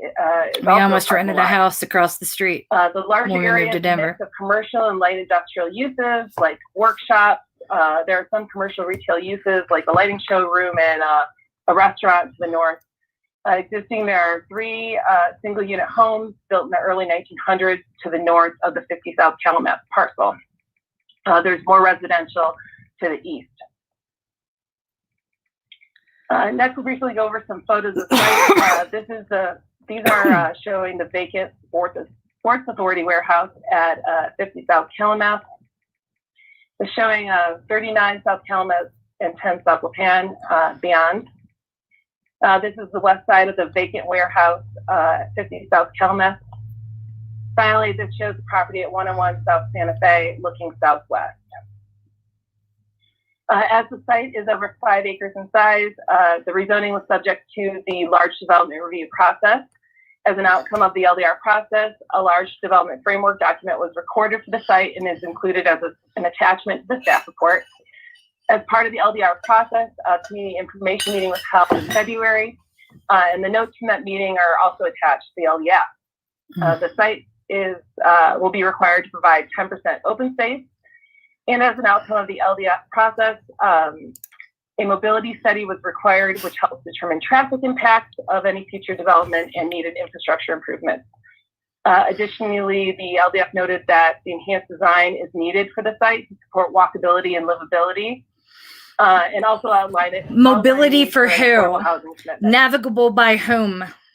The voluntary what is affordable? Commitment is associated with the proposed rezoning includes at least 10% of all units constructed on the property would be IRUs with a 60-year period of affordability and a range of unit sizes. The affordability levels varies based on the product type. Under a build alternative plan, the project and the large parcel contemplated would be required to provide only 7 income restricted units. And under the voluntary affordable housing agreement, the 10% is approximately 47 income restricted units, about 7 times what would be normally be required. The IMX 5 UO2 DO7 with waivers is what is requested here. So this is a table that shows an increased design standards as a result of applying the design overlay with waivers. And then what we would get with just the IMX 5 district alone. And then the first column is the current design standards of the existing zone districts that are in place right now. Again, all of this is so dumb when we have people dying. Talk about the waivers requested, and we'll take each one as it is. Dying. The first waiver requested is to the DO7's non-residential street-level active use requirement, and that would be replacing the current provision that would require the large parcel to have about 210 linear. Just like to remind you, we're in the middle of a global pandemic that has not been referenced tonight outside of public input. As a reminder, we're also in the middle of a movement for Black Lives, a moment about excessive force and accountability for their police force, which, by the way, will be fully funded in 2021 unless we really start showing up and raising our voices at these stupid fucking meetings. While they kiss the butts of the developers who fill their coffers with campaign money. from 16 feet down to 14 feet. The applicant has requested for this additional flexibility in the design, considering the large size of the block and the need for a parking structure. BPD feels that the 14-foot height still accomplishes the intent of the ground floor standard to allow for future conversion, as well as creating an active pedestrian realm and give some proportionality. And so the waiver request can be found on page 53 of the application attachment. The application was noticed according to the code requirements. And the application notes of outreach conducted with the community prior to submitting the application, specifically meeting with the Baker R&O multiple times. There was also, as I mentioned before, community information meeting as part of the LDR process. Baker R&O wrote a letter of support, and there are 6 additional letters of support from community members. Moving on to review criteria. To approve a rezoning, it must be found that the map amendment is consistent with the 5 criteria found in the code. The first criteria is that it must be consistent with the adopted plans. There are 5 adopted plans that apply to this requested rezoning: Comp Plan 2040, Blueprint Denver, Alameda Station Area Plan, the Baker Neighborhood Plan, and Housing and Inclusive Denver. First, Comp Plan 2040, adopted in 2018. There are multiple goals and strategies that the request is consistent with. That said, in terms of the vision elements that pertain to equity, the proposed rezoning would enable the development of additional housing units and the mix of uses in proximity to the Alameda Station. The proposed rezoning also has an affordable housing agreement that requires a minimum of 10% of the units be income restricted at various AMI levels, depending on product type. Next, the environmentally resilient element of comp plan. So this would allow for mixed-use infill growth with access to transit via the Alameda Station. Additionally, with the industrial mixed-use redevelopment in proximity to transit, it helps improve air quality through decreasing the reliance on single occupancy vehicles. And next, move on to how this request is consistent with Blueprint Denver. First, the subject site is shown within the district context, and the industrial mixed-use zone is within that district context. Blueprint shows the properties as part of the Innovation Flex Place type. Blueprint describes Innovation Flex places as mixed-use places for businesses, offices, manufacturing, logistics uses, and says that multi-unit residential is compatible here.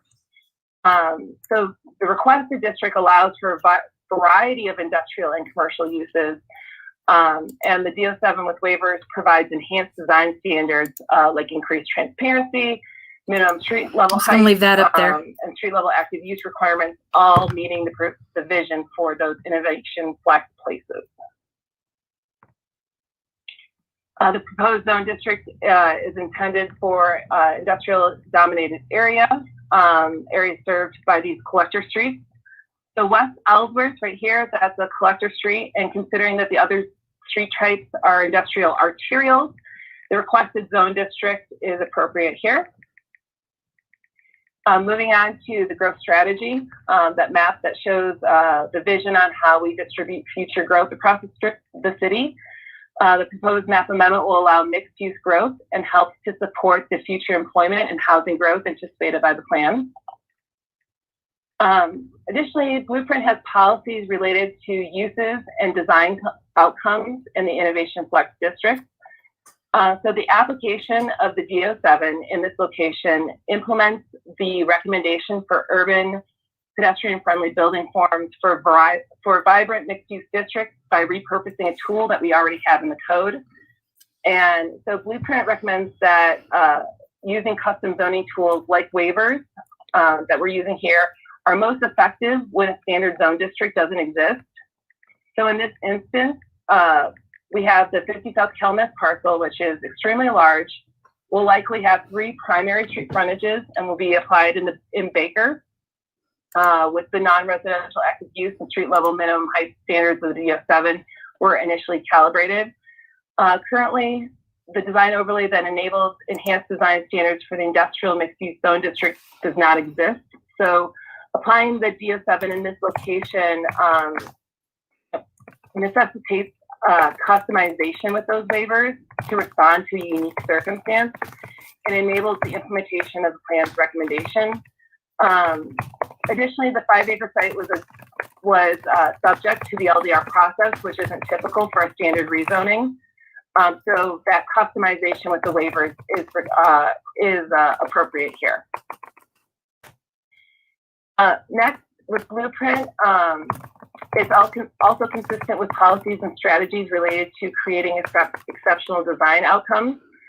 In this particular location, desired higher quality design can't be achieved through just the IMX zone district alone. So applying that design overlay with waivers here is how is appropriate, because it's how we ensure new residential development will introduce residential uses that are better designed and more pedestrian friendly than would otherwise be realized by simply just applying that IMX 5 zone district. So the site also is over 5 acres in size, as I mentioned. So there was an equity evaluation, and the equity concepts were considered in context of the application. First, with access to opportunity. So this equity concept helps us to consider if the city is making progress towards achieving the vision for complete neighborhoods across the city. The site has a higher access to opportunity score, and the contemplated development in connection with the proposed map amendment will provide a little over a half acre of open space, and that will further strengthen that equity metric. What? Next, the subject property is in an area that has lower vulnerability to displacement. In these areas, it's important to maintain affordable housing options so all residents can continue to live in the neighborhoods. So there's an affordable housing commitment in connection with the proposed rezoning. Therefore, we think it shouldn't have a negative impact on this measurement specifically. Next, the subject property is an area that has moderate housing diversity. Affordable housing agreement provides additional income restricted units and with a diversity of bedroom counts per unit and a range of affordability levels. We don't think that'll have a negative impact on this housing diversity metric. So also when we're looking at the expanding job diversity equity concept, in terms of the job mix, the area has more emphasis on retail and manufacturing type jobs than the citywide average. The proposed zone district allows for varied commercial, office, manufacturing, and retail jobs. And having a mix of many different types of jobs enables people of different incomes and educational levels to find employment here. And the application mentions adding some level of office use to that parcel at 39 South Calumet. So this could help expand the mix of jobs and increase jobs in this area, since currently these parcels have no jobs at all because they're vacant. So this rezoning application may actually have a positive impact on the area's jobs diversity. So next, we'll move on to the Baker Neighborhood Plan from 2003. The plan identifies the properties as part of the industrial sub-area of this plan and describes these areas actually as I gotta go kiss some babies. I'll be back, y'all. I'm just gonna put this up on the full screen while I do that. Residential in this area, we think that the guidance should be taken in context, and a lot has changed in 17 years in this area. Like many of the industrial businesses leaving the area, we have guidance from new guidance that's different from Blueprint Denver, and the support of the Baker RNO in the community for transitioning this area and introducing residential here. So next, we'll move on to the Alameda Stationary Plan from 2009. You can see that the southern little tip portion there of the parcel at 101 South Santa Fe Drive is within this plan area boundary. So it's a half mile from the Alameda Station. On the plan's land use concept map, one of the subject parcels is designated as industrial. There's not a lot of language in the plan about industrial, but the plan recommends that industrial areas should have light manufacturing, offices, and other employment uses with special attention to design. So the IMX5 zone district that they're requesting does allow for those uses. And we can consider that consistent with the plan recommendations. The plan also calls out that West Bayard Avenue as an enhanced sidewalk route, bike route. The rezoning enables the development that will implement the plan's recommendation because the development will be required to install sidewalks in this area, and those have street trees, and those will create enhanced pedestrian-friendly streets. Next, Housing Inclusive Denver, adopted in 2018. As we all know, the plan talks about promoting the development of new affordable mixed income housing, and there's a voluntary affordable housing agreement associated with this application. And next, we find that the requested rezoning meets the next two criteria. It will result in uniformity of district regulations, as the IMX5 UO2 DO7 with waivers is considered in itself a unique zone district. And it will further the public health, safety, and welfare, not only through its implementation of adopted plans like Blueprint Denver, but also through enabling higher design quality through the application of the design overlay. And that requires active uses and pedestrian-oriented street frontages. Those design features make the area more walkable, and that has been shown to be linked with increased physical activity and decreased obesity. And then next, the criteria requires justified circumstances to exist for the rezoning. There's been a lot of change in the area since 2010, such as multiple new developments to the southwest of the site. Additionally, the application also identifies the adoption of Blueprint Denver last year with that innovation flex place type that change, and that justifies the rezoning, and staff concurs. The new future land use guidance for the site provided by Blueprint Denver is a change from the previous guidance and consistent with that criteria. And then finally, the final review criteria for map amendments is consistency with neighborhood context, purpose and intent statements of the code. The requested district is characterized by providing a transition in between industrial and accommodating residential, which aligns with the area. Next, with the DO7, there's a list of about 12 purpose statements in this application. Purpose statements in this application is consistent with the promoting vibrant pedestrian street frontages with active uses, street fronting buildings. So when we take all of that on balance, the application is consistent with this neighborhood context, zone district purpose, and intent statement criteria. So in conclusion, CPD finds that all Denver zoning code criteria have been met and recommends approval. We still have Andrew from Host available to answer questions about the affordable housing agreement, and development services also here available to answer any questions that you may have, as well as the applicant. Thank you very much. Well, thank you, Courtney. We appreciate it.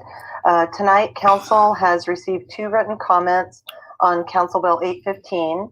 There are no submitted comments in favor of the application and 2 submitted comments in opposition of the application. All members of council that are present have been sent these comments and have certified that they have read each of the submitted written comments. Do members need any additional time to read the written testimony that was submitted? Seeing none, Council Secretary, let the record reflect that all written testimony, both in favor and in opposition of Council Bill 815, have been read by each member of council, and all written testimony will be submitted to the official record of the hearing. Tonight, we have 7 individuals signed up to speak. Our first speaker is Patrick Smith. Good evening, members of council, and thank you for your time and consideration. Thank you, Madam President. My name is Patrick Schmitz. I am here on behalf of the applicant, Westside Investment Partners. We're located at 4100 East Mississippi Avenue in Glendale, Colorado. 80246. And Courtney, thank you for such a great presentation. Myself, along with Kenneth Ho, are here really just to answer any questions you guys may have. So thank you so much. All right, thank you. Next up, we have Kenneth Ho. Good evening, Madam President and City Council. Thank you for your time this evening. Again, just available for responding to any questions. Also want to thank all city staff, in particular CPD and host, for going through the LDR process and in negotiating the development agreement and affordable housing agreement as well. With that, look forward to any questions that you may have. All right, thank you, Kenneth.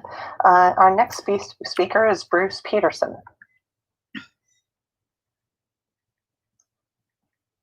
Can you hear me?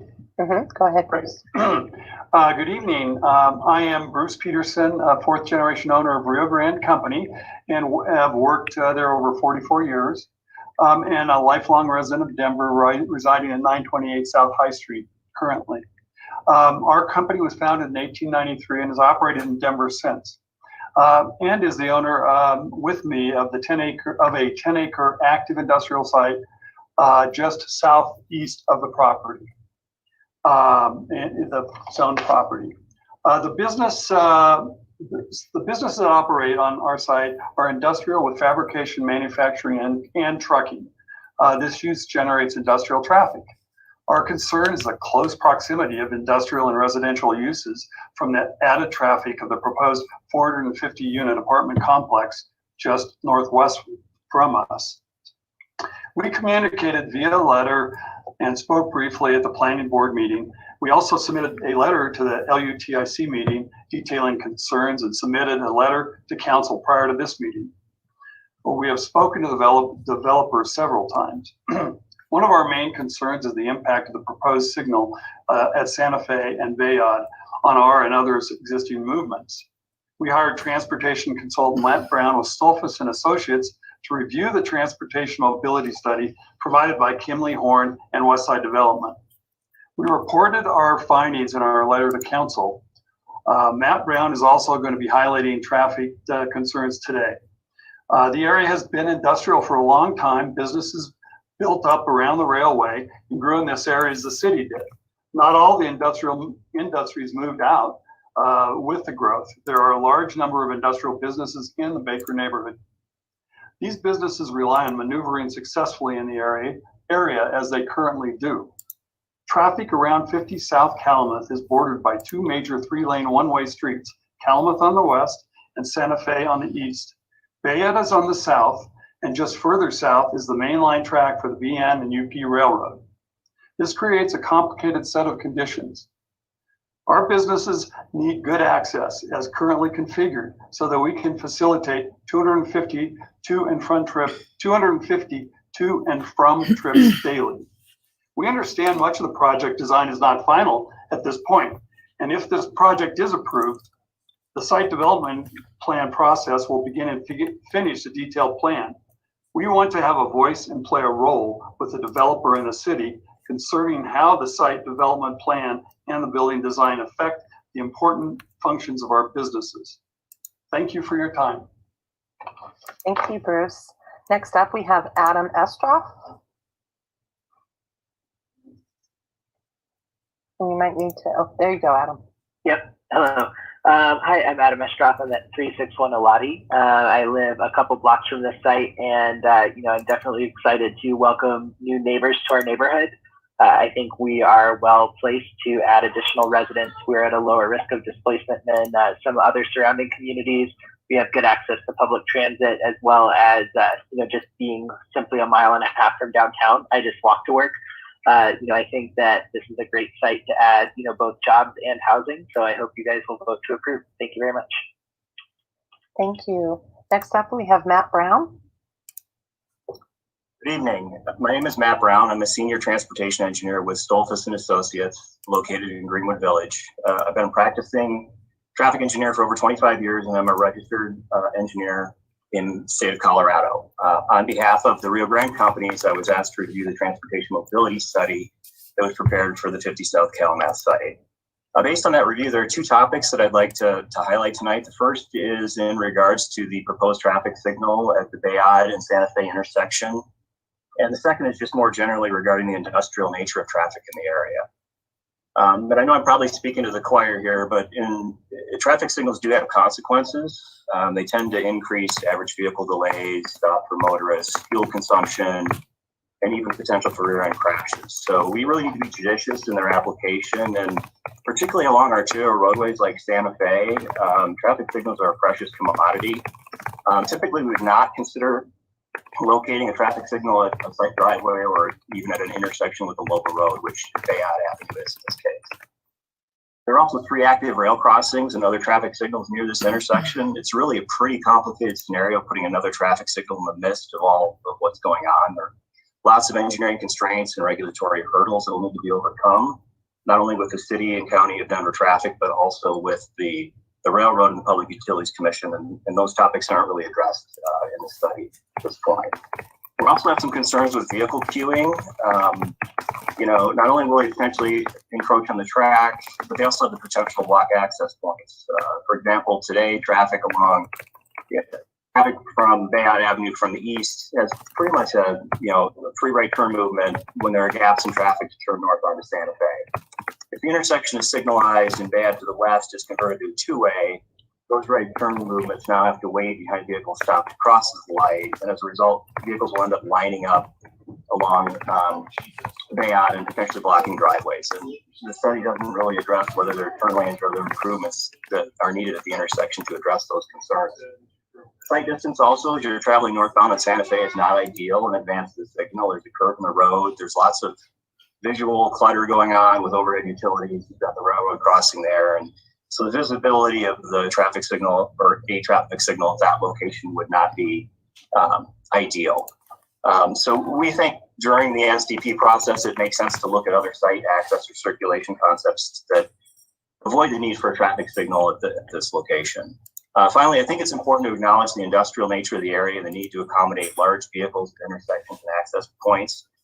There will clearly be a need for intersection improvements as well as off-site improvements at the rail crossings and along area roadways to accommodate multimodal travel. These haven't been identified, but it's worth noting that land uses in the area generate many trucks, and their ability to move freely needs to be maintained regardless of how the site and the area roadways. Thank you, Mr. Brown. Thank you. That's your time. Up next, our next speaker is Jesse Paris. Good evening, members of the council. Good evening, Council President Gilmore. My name is Jesse Paris. I'm representing for Denver Homeless Out Loud, Black Star Action Movement for All right, who doesn't love Jesse Paris?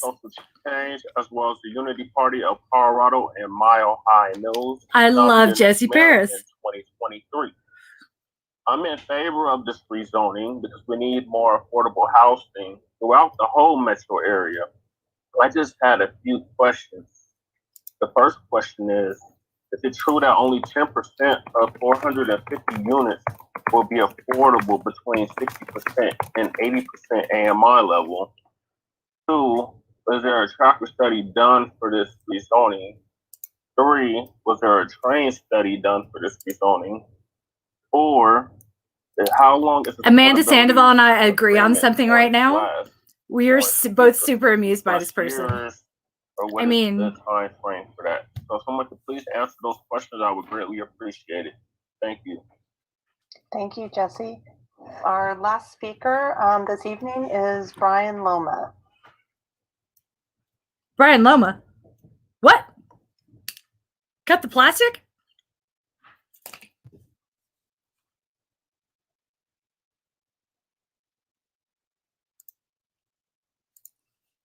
Mr. Loma, you might need to unmute. You hear me? Mm-hmm. Yep, go ahead.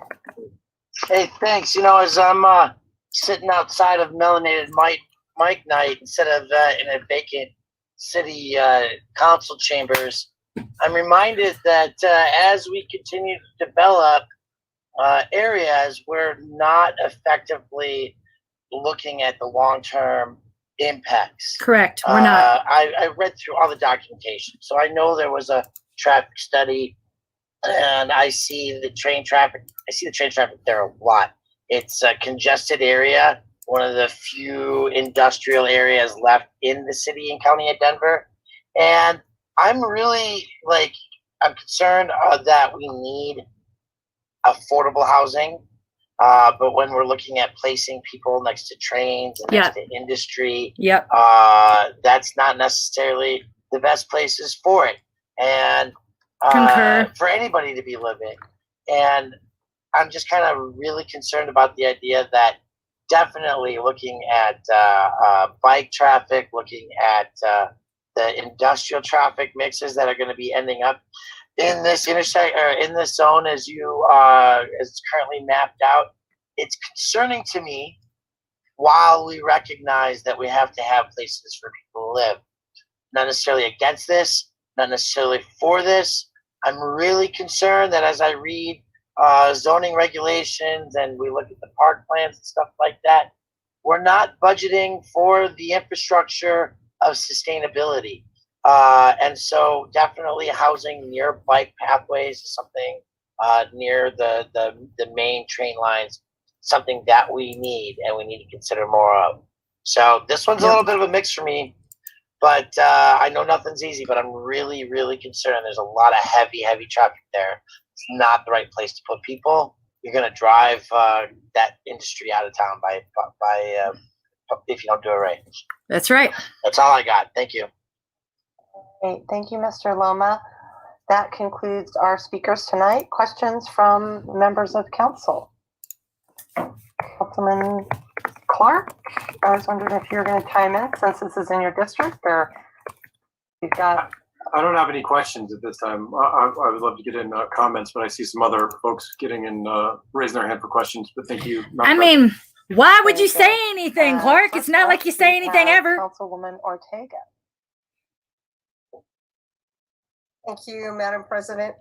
I would like to ask, hold on a minute. Is that Matt Brown who had talked about the traffic study? If you wouldn't mind coming back on.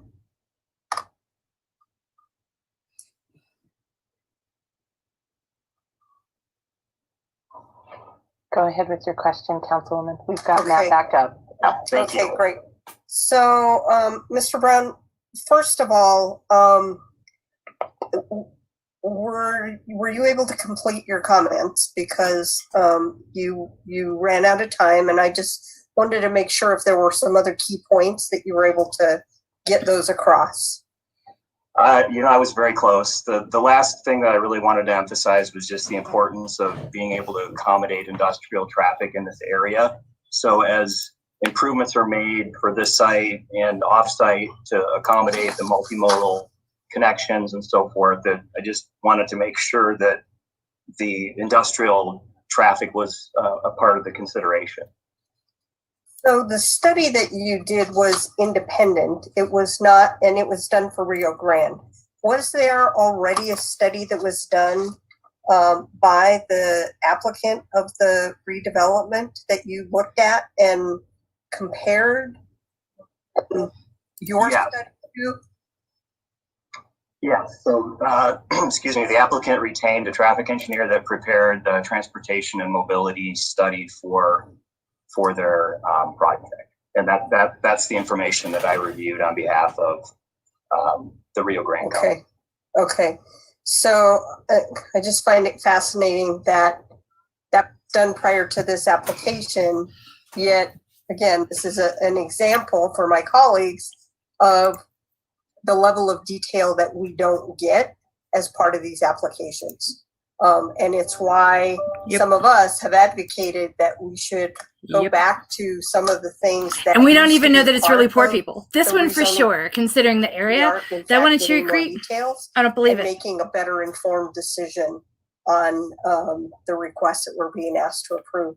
Don't buy it at all. Let me just ask you a further question about whether or not that traffic study, either that you did or that you reviewed, done by the applicant, looked at pedestrian access to the east, to the Baker neighborhood, and to some degree to the north, because if the site is going to have a lot of commercial on there, that will draw more pedestrian traffic across what is that, 3 or 4 lanes on Santa Fe. Ensuring that we've got safe ped access is really critical to that mobility. So is that something that you looked at, or was that included at all in their study? Yeah, my understanding, I did look at that, and my understanding is that the improvements that are proposed by the applicant are limited to on-site improvements. So, and they're here obviously and can correct me if I'm wrong, but I believe they're proposing to make sidewalk improvements on the north side of Bayard, but my understanding is that that's between Calumet and Santa Fe, not east.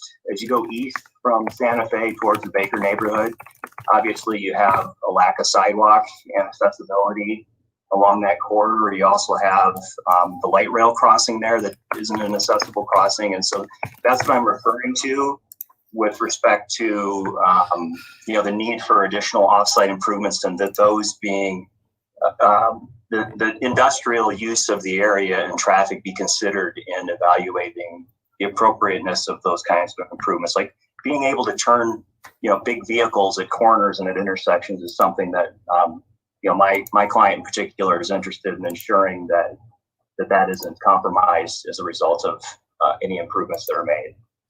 So I want to ask a representative from the developer if they can address my same questions. So thank you, Mr. Brown. Appreciate you answering my questions.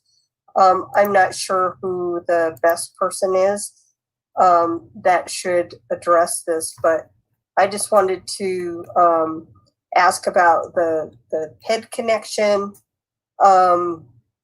where we may have, there's a lot of interest in the Baker neighborhood to support the project because it will add, more people and more amenities, but at the same time, it could pose greater risk for pedestrians. And so I just wanted to ask the applicant to address that as well. Great, thank you, Councilman. We have Kenneth Ho, and he's ready to answer your questions. Hi, Kenneth. How are you? I thought you were in there for a minute, and now I don't see you. Can you hear me now? Yes, now we can. Okay, great. Thank you for the question. Oh, you just cut out on us. We just lost you. Yeah. Can you hear me now? Yeah, now we can. I'll hold the speaker out in front of me a little bit here. Sorry for the audio difficulties. The mobility study was actually part of the LDR process that we went through with so that's why this was done specifically as part of it, and I believe it was scoped as part of whatever the city is now requiring for LDRs. In terms of the pedestrian connections, as so the study that was being reviewed actually has already been submitted to the city, and I'm not sure whether it has been provided to council, but in any case, it is the study recommended a light at Bayard and Santa Fe in order to not only accommodate automobile and truck traffic, but also, frankly, pedestrian crossings as well. As the previous gentleman spoke about it, traffic signals are complicated, but at the same time, they not only may create some inconveniences for automobiles and trucks, but they create important breaks in traffic for pedestrians and cyclists. And that improvement is a off-site improvement in order to enhance the pedestrian and bicycle access also along Bayard, which is identified as a key pedestrian bicycle route. Thank you for answering that question. I want to move on to whether or not the LDR process looked at your proximity to rail on the west side, and whether it discussed some buffering to protect the residents that would be living and working in the development. Were there setbacks that were identified from the rail and some kind of buffering that you all will be looking at? And can you explain what you guys are thinking? Sure. We were during the LDR process provided with the rail study and the report, and we reviewed it. We know that the additional buffering in order to address noise from the rail is going to be incorporated into the design. The vertical developer has already talked about that, but there weren't any specific recommendations regarding any spatial buffering from the railroad tracks. So the buffering you're going to do is only for noise, not necessarily for impact of an incident that might occur of any of the product that travels along that corridor, knowing that we have high volumes of flammable liquids and other hazardous materials that will travel on that corridor? No, Councilwoman, there isn't a specific distance related to that occurrence. So do I hear you to say that your development would abut a close proximity to that, to those tracks? Or are you looking at some kind of setback? And I guess I see Courtney trying to chime in here as well to see if the city is recommending any distancing from the tracks as well. I mean, why not just put them on the tracks at all in the LDR We'll process? just keep killing poor people till the budget balances. We did talk with the applicant. We have, as recommended by the task force, we created a proximity detection feature in Excel to identify project proposals within 200 feet of a rail corridor. And we did talk with development services, and that the project during the site development plan phase would be reviewed. The Denver Fire and building their reviews take into account any needs for life safety requirements and egress when adjacent to rail corridors. But currently there are no specific setbacks or agency-specific regulations for development proximate to railroads. But we did bring that up to the applicant, that the proximity is close, but we didn't have any specific regulations to measure it against. So Kenneth, where do you plan to place your parking? I'm assuming you're going to have a parking structure with that many units being built on site. What is the placement of the parking garage going to be? And that's what I was going to say. During the site development plan, right now, the concept plan, and we are not the vertical developer here, but we have submitted a concept plan that is that locates the above ground structure on the south part of the site. And so there will, again, as part of the SDP, we don't have a final SDP related to that or site design. But that is the desire, and that was what was actually studied as part of the mobility study, having the parking structure on the south side, which is what was putting the traffic onto Bayonne. Okay, and I would just encourage that you all look at placing it closer to the tracks. I think it would pull the traffic off of the street further if you put it further back, rather than closer to the street, which will create some of the traffic issues that I just heard Mr. Moore talk about a few minutes ago. And so that could also be part of your buffering for protecting the residents if there was an incident to occur. And this is something that I think our city is being really lax in addressing in terms of ensuring that we as a city are protecting human life when we are approving these applications and encouraging people to live in these developments by sheer, approvals through all of our processes. What? So let me just see if I have any other ones, and I apologize, Madam President. Let me just look at my notes here real quick. Were those words? I had trouble with those words. Did anybody else get them? Yeah, I think we covered all of them. So thank you very much. And we'll let someone else ask questions. Thank you. All right. Thank you, Councilwoman Ortega. Councilman Cashman. Thank you, Madam President. Oh, God. Kind of along the lines of Councilwoman Ortega's questioning. Rio Grande Company's been in that area as my math. Hate doing math on the fly, but I get 127 years. I just get mad when grown-ups don't do the jobs they're paid we've to lost do. So enough this is my job to yell. industry in Denver that You're I don't amazing. want to put roadblocks in front of a long-time neighbor.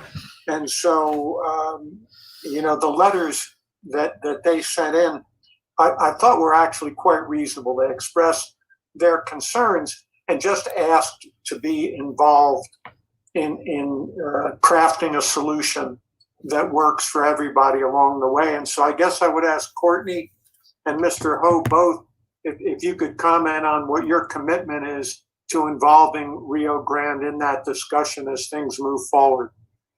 Yeah, Councilman Cashman, thank you for that question. And we have had several meetings with Mr. Peterson at Rio Grande. I actually spent almost 2 hours with him a couple days ago, understanding what his concerns are. And we actually spoke with the vertical developer today and confirmed that we'll be introducing the two of them, assuming that this goes forward, to have direct conversations about the future. Thank you. My kids are cute. I know, right? And then she couldn't find the words to describe that concern for poor people. So I am hard. muted. Thank you. Courtney, are you there that you can comment on that, please? As to what, I guess what I'm asking is, what is CPD's, how do you consider these conflicts moving forward, where we've got a neighbor who's been doing business and supporting our tax base for 127 years and is concerned about their ability to continue doing that and making their contribution? Yeah, and I would, defer. I'm trying to see if there's someone from Deirdre from Development Services that could help, comment from the Development Services perspective, because really it gets handed over from, at rezoning from Planning Services to Development Services. For that, I'm looking to see if she's on here. No, I'm not seeing her. Okay. Oh, wait, you know what? We've got her in the attendees. Her hand is raised. And so we'll go ahead and get her into the panelists.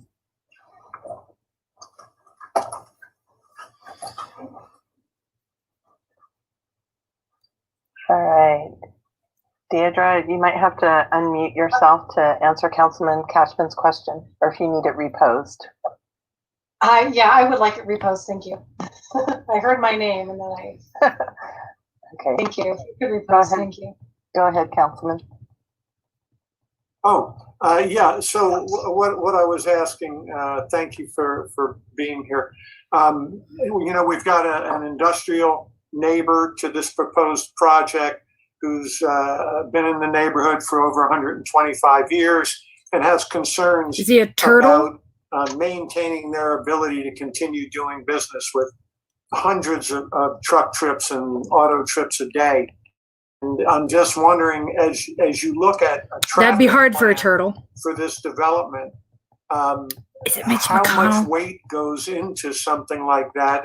An existing industrial client, as well as residential tenants. Well, thanks for the question. And not that I would want to pass this off. I'm not sure if anyone, Dottie is also on the call, but I know Dottie because they review the mobility reports and they actually help with the scoping of those reports. The mobility report is designed to identify all of the traffic, background traffic, and then of course, future traffic associated and generated by that development.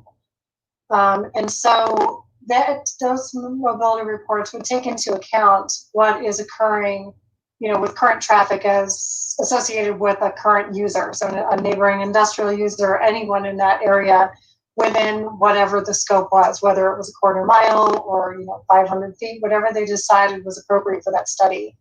And then they would determine based on that, what signalization was required. And if there were improvements that the project just could not accommodate because the traffic would become, would overrun the amount of improvements that they could do. They couldn't get over that issue.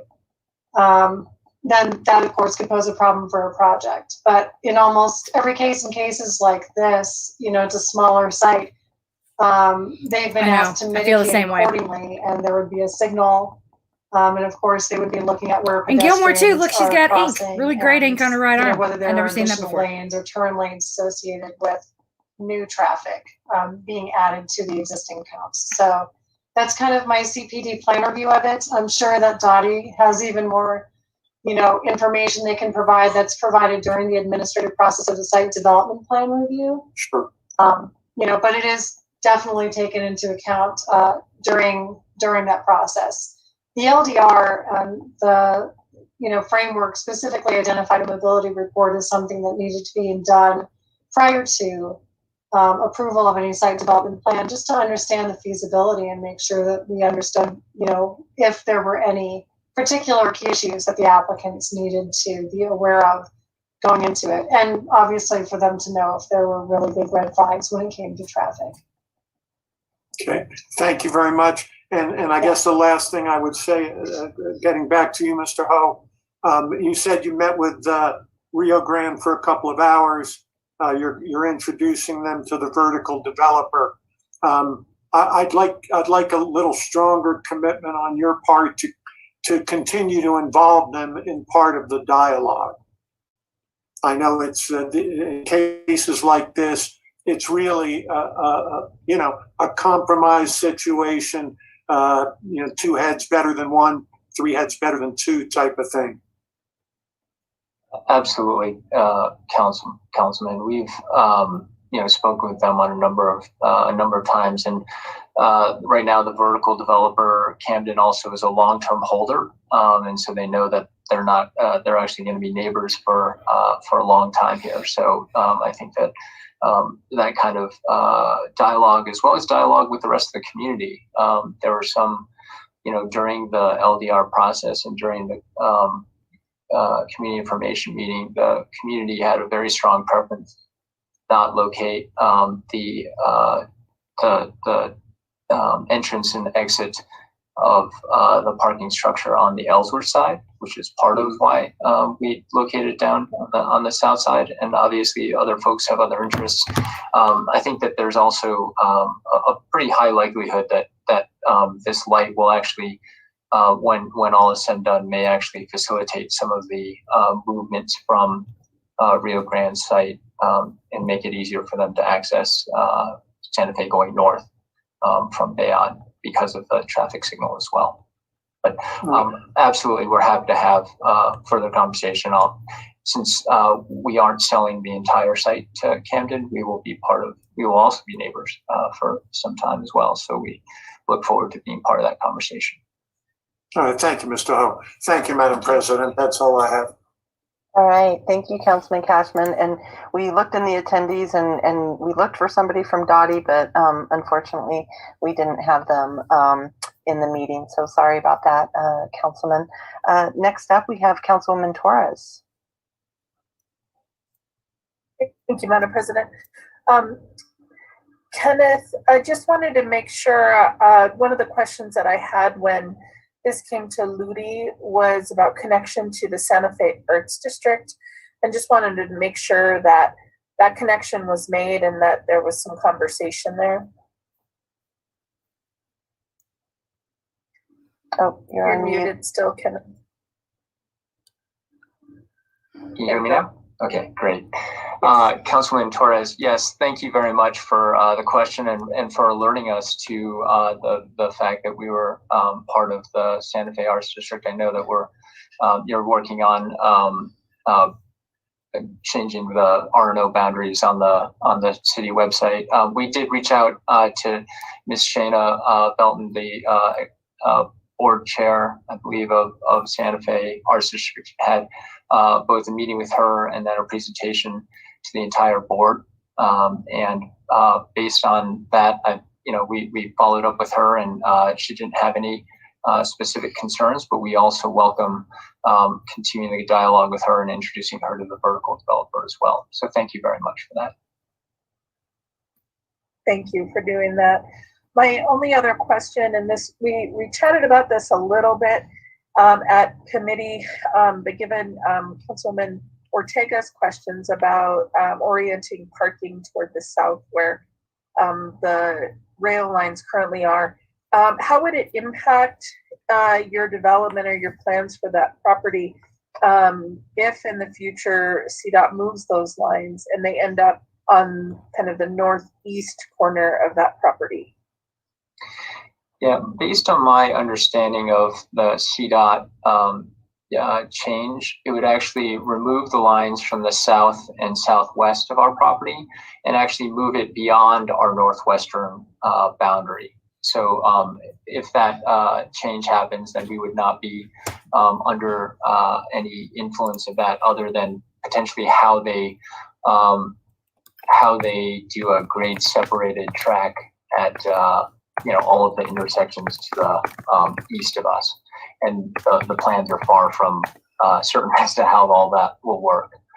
So good question, but if they actually do that, make that change, it would actually reduce the significantly reduce the train, automobile, pedestrian, and bicycle interactions around our site. Okay, thank you. Those are all my questions. Thank you, Madam President. Thank you. Thank you, Councilwoman. Next up, we have Councilwoman Sawyer. Thank you, Madam President.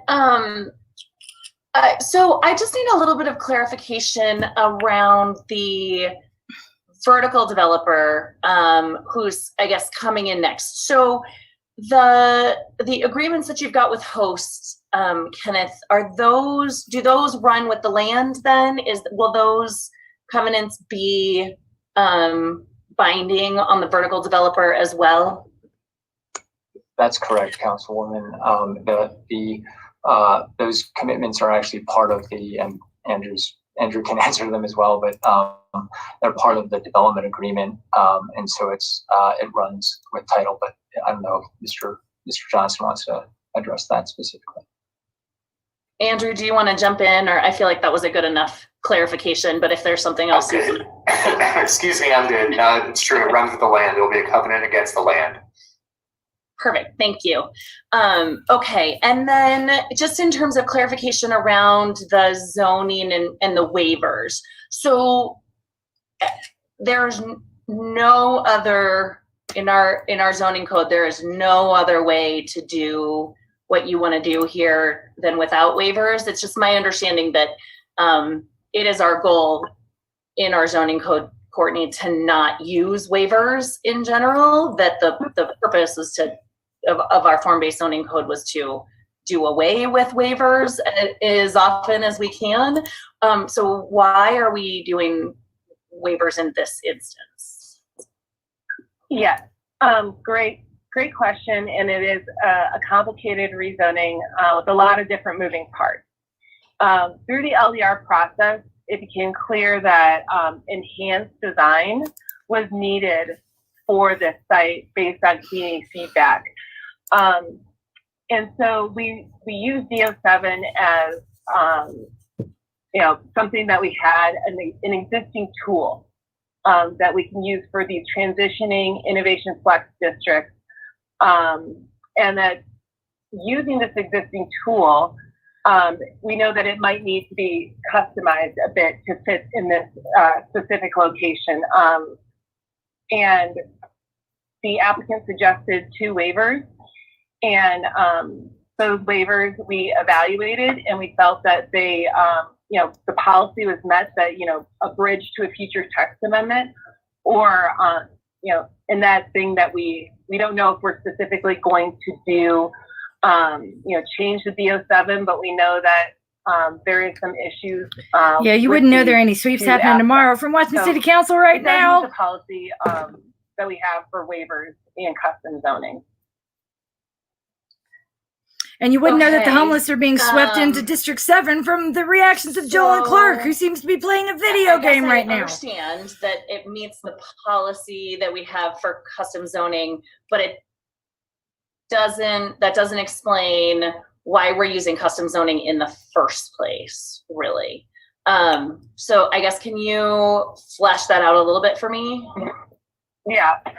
So the Innovation Flex place type and blueprint, it envisions including residential uses, with the IMEX zone district. Today doesn't have those standards in place to ensure a well-designed mixed-use outcome. So by applying the design overlay, we're not going to get an entirely residential outcome, and that we can get some commercial uses here by applying the DO7. Okay. Does that make sense? I think so. Yeah. You seemed like I sort of like jumped in and you seemed like you wanted to say something else to finish your thought. Go ahead. It's totally fine. Sorry about that. Go ahead. No. It's like, this is I think that the DO7, it is applying an existing tool, but it's a way for us to get enhanced design, get from a mix of commercial uses so we don't end up with an entirely residential product here. Okay, so this is going to give you the flexibility to put in the commercial that you need in the development as well, to kind of fill out the bottom floor commercial space and activate that. Is that what you're saying? Yep. Yeah. Got it. Okay. All right. Perfect. Thank you. I think that pretty much answers my question. Thanks, Madam President. All right. Thank you, Councilwoman. Next up, we have Councilwoman Sandoval. Thank you, Madam President. So Courtney or Kenneth, I have a question for you. So on the overlay and the DO7, it talks about feet. Can you talk to me about that in percentages? So of the waiver that you're proposing, what percentage of the building would be active street use?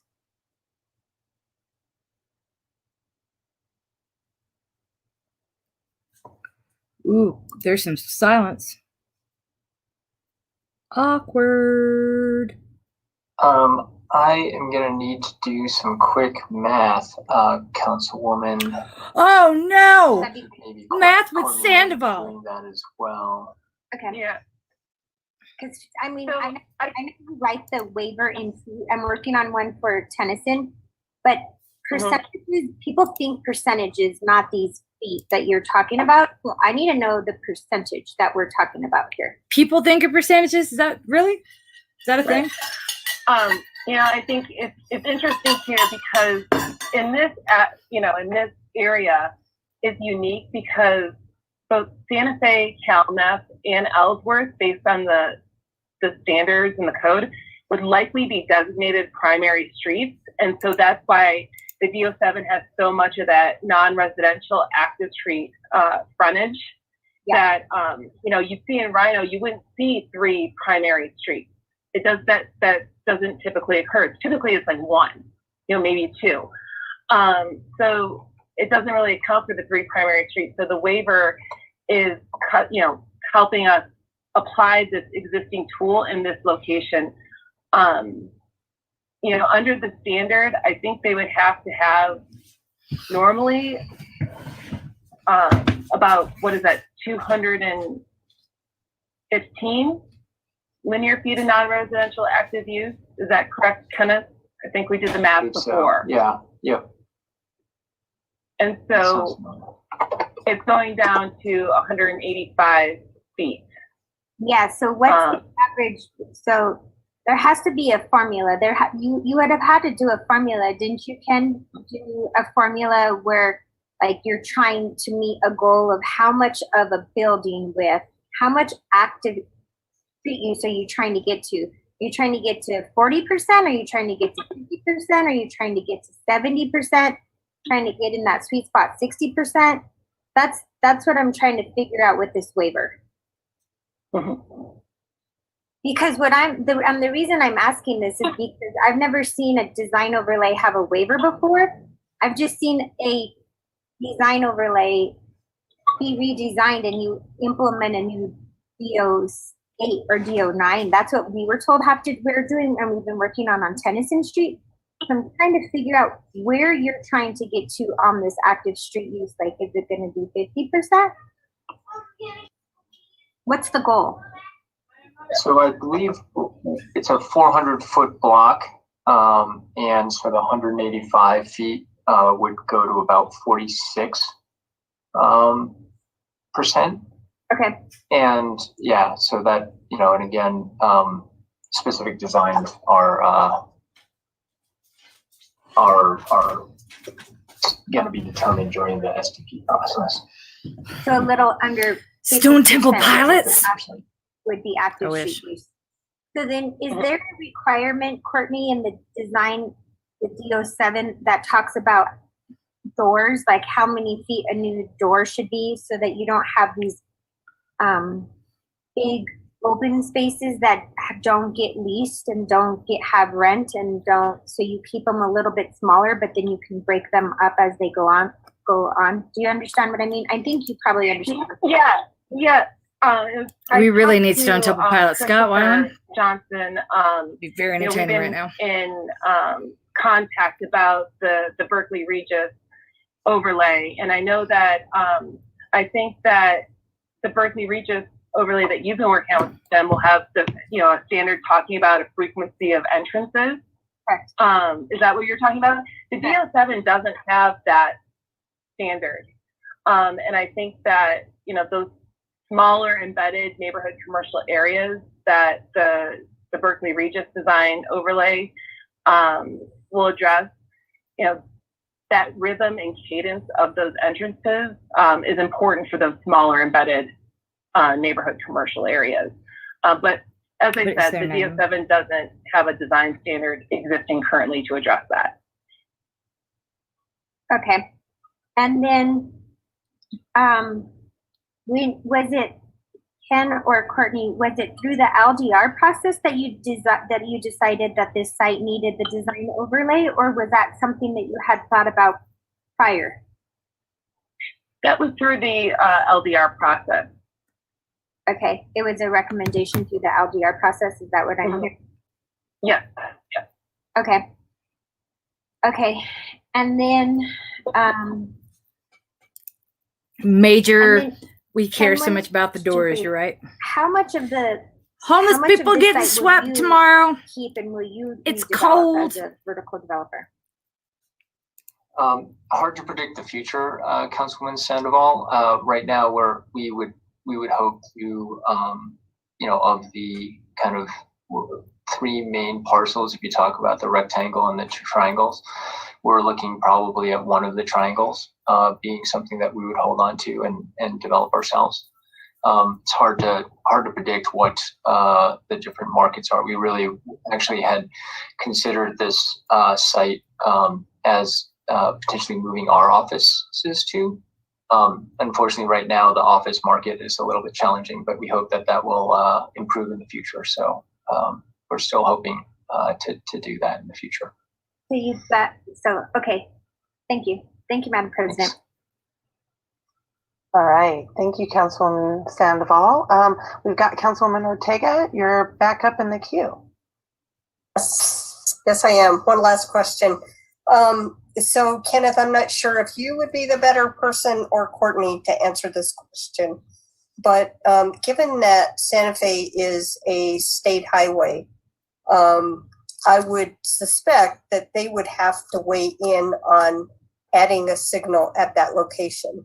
I know when the folks were working on the Gates project and they were talking about putting a signal on Santa Fe on the southbound. Okay. I gotta chase some kids downstairs. I'll be back. That will involve CDOT's final approval. So can you just speak to whether or not anybody has talked to CDOT about that just yet?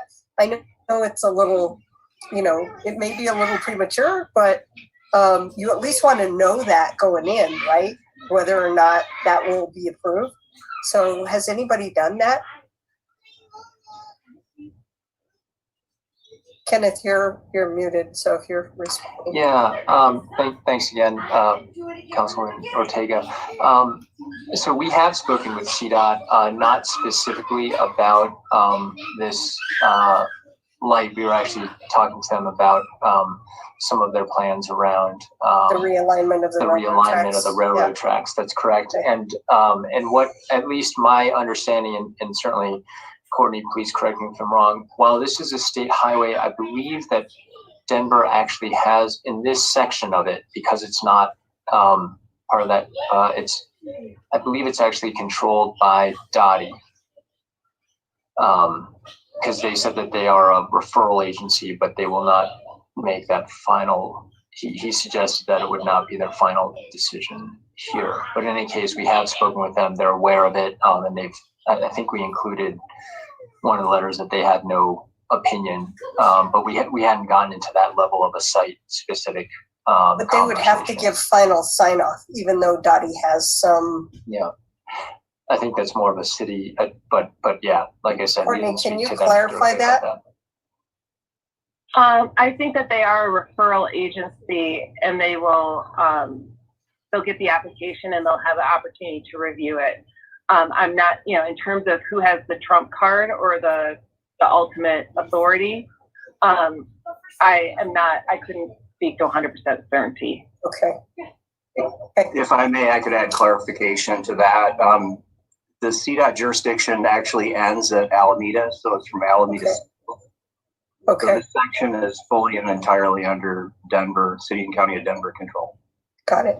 Thank you for that, Matt. Really appreciate it. No problem. Thank you, Madam President. I have no further questions. All right. Thanks for jumping in there, Matt, to answer that question. Thank you, Councilman Ortega. The public hearing for Council Bill 20-0815 is closed. Comments by members of council. Councilman Clark. Thank you, Madam President. I think that there is, certainly some things that warrant more discussion as we move through this, but there's a lot to be excited about here.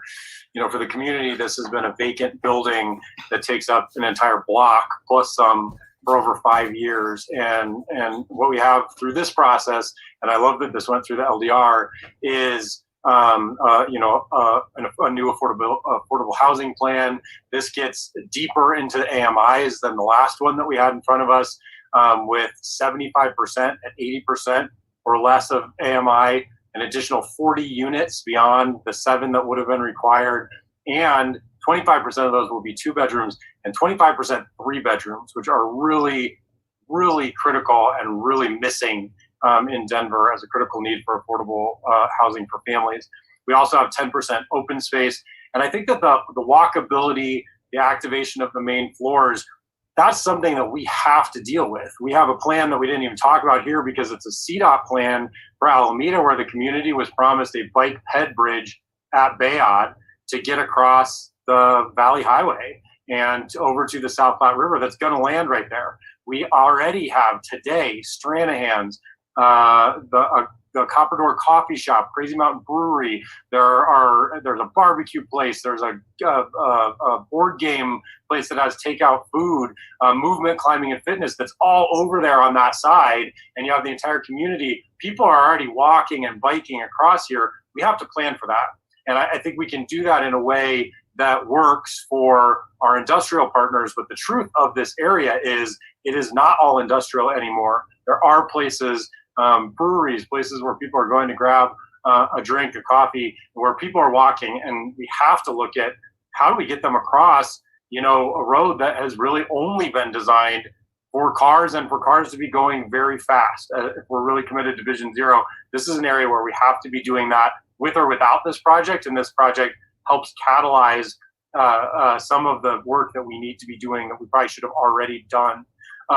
So I think that it's an important piece of that that adds into that. I really want to thank the applicants for working repeatedly, not just checking the box and saying, hey, we reached out to the RNO, but being present, hosting meetings, being at RNO meetings, really working with the neighborhood around this. And this is something that the neighborhood supports and is excited about. So I think, you know, some more conversations as we continue to grapple with our city and its evolution, not just in areas that are industrial, that are adding new uses and breweries that also have food trucks in front of them that have traditionally been in more industrial areas, but also as we evolve from a city that was built around the automobile to a city that is built around moving people. We're going to continue to grapple with some of these things. And I think that this is a great opportunity to do that and to start to make progress. So I will be supporting this tonight, and I would ask my colleagues to support it as well.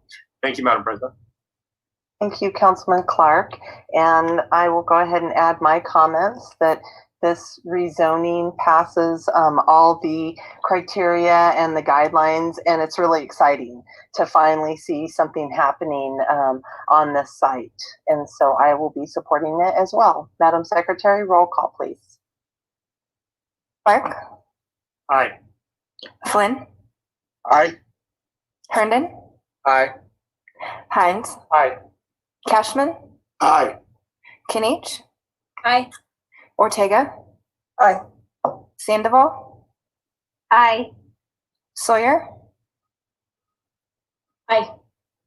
Torres? Aye. Black? Aye. Cedabaca? Abstain. Madam President. Aye. Madam Secretary, please close the voting and announce the results. 1 abstention, 12 ayes. 12 ayes. Council Bill 815 has passed. Our pre-adjournment announcement: on Monday, October 5th, Council will hold a required public hearing on Council Bill 930, approving and accepting the East Central Area Plan, which plan shall become part of the Comprehensive Plan 2040 for the City and County of Denver, pursuant to the provisions of Section 12-61 of the Denver Revised Municipal Code.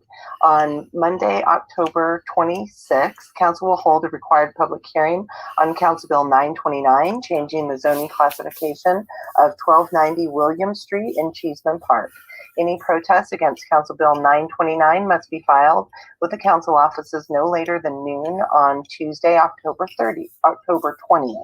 Tuesday, October 20th. Can we object on the basis that homeless people are dying? And we really don't give a fuck about this right now? Adjourned. Ah! People are dying. We know it from City Council.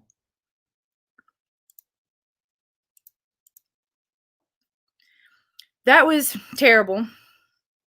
Please, for the love of God, tell your council members how terrible that was. Don't let them get away with this. Anyway, I need some dinner. I'm going to have to sit on top of some kids to keep them in bed tonight. This is why we fight. Onward. Thank you for being here. Proud of you.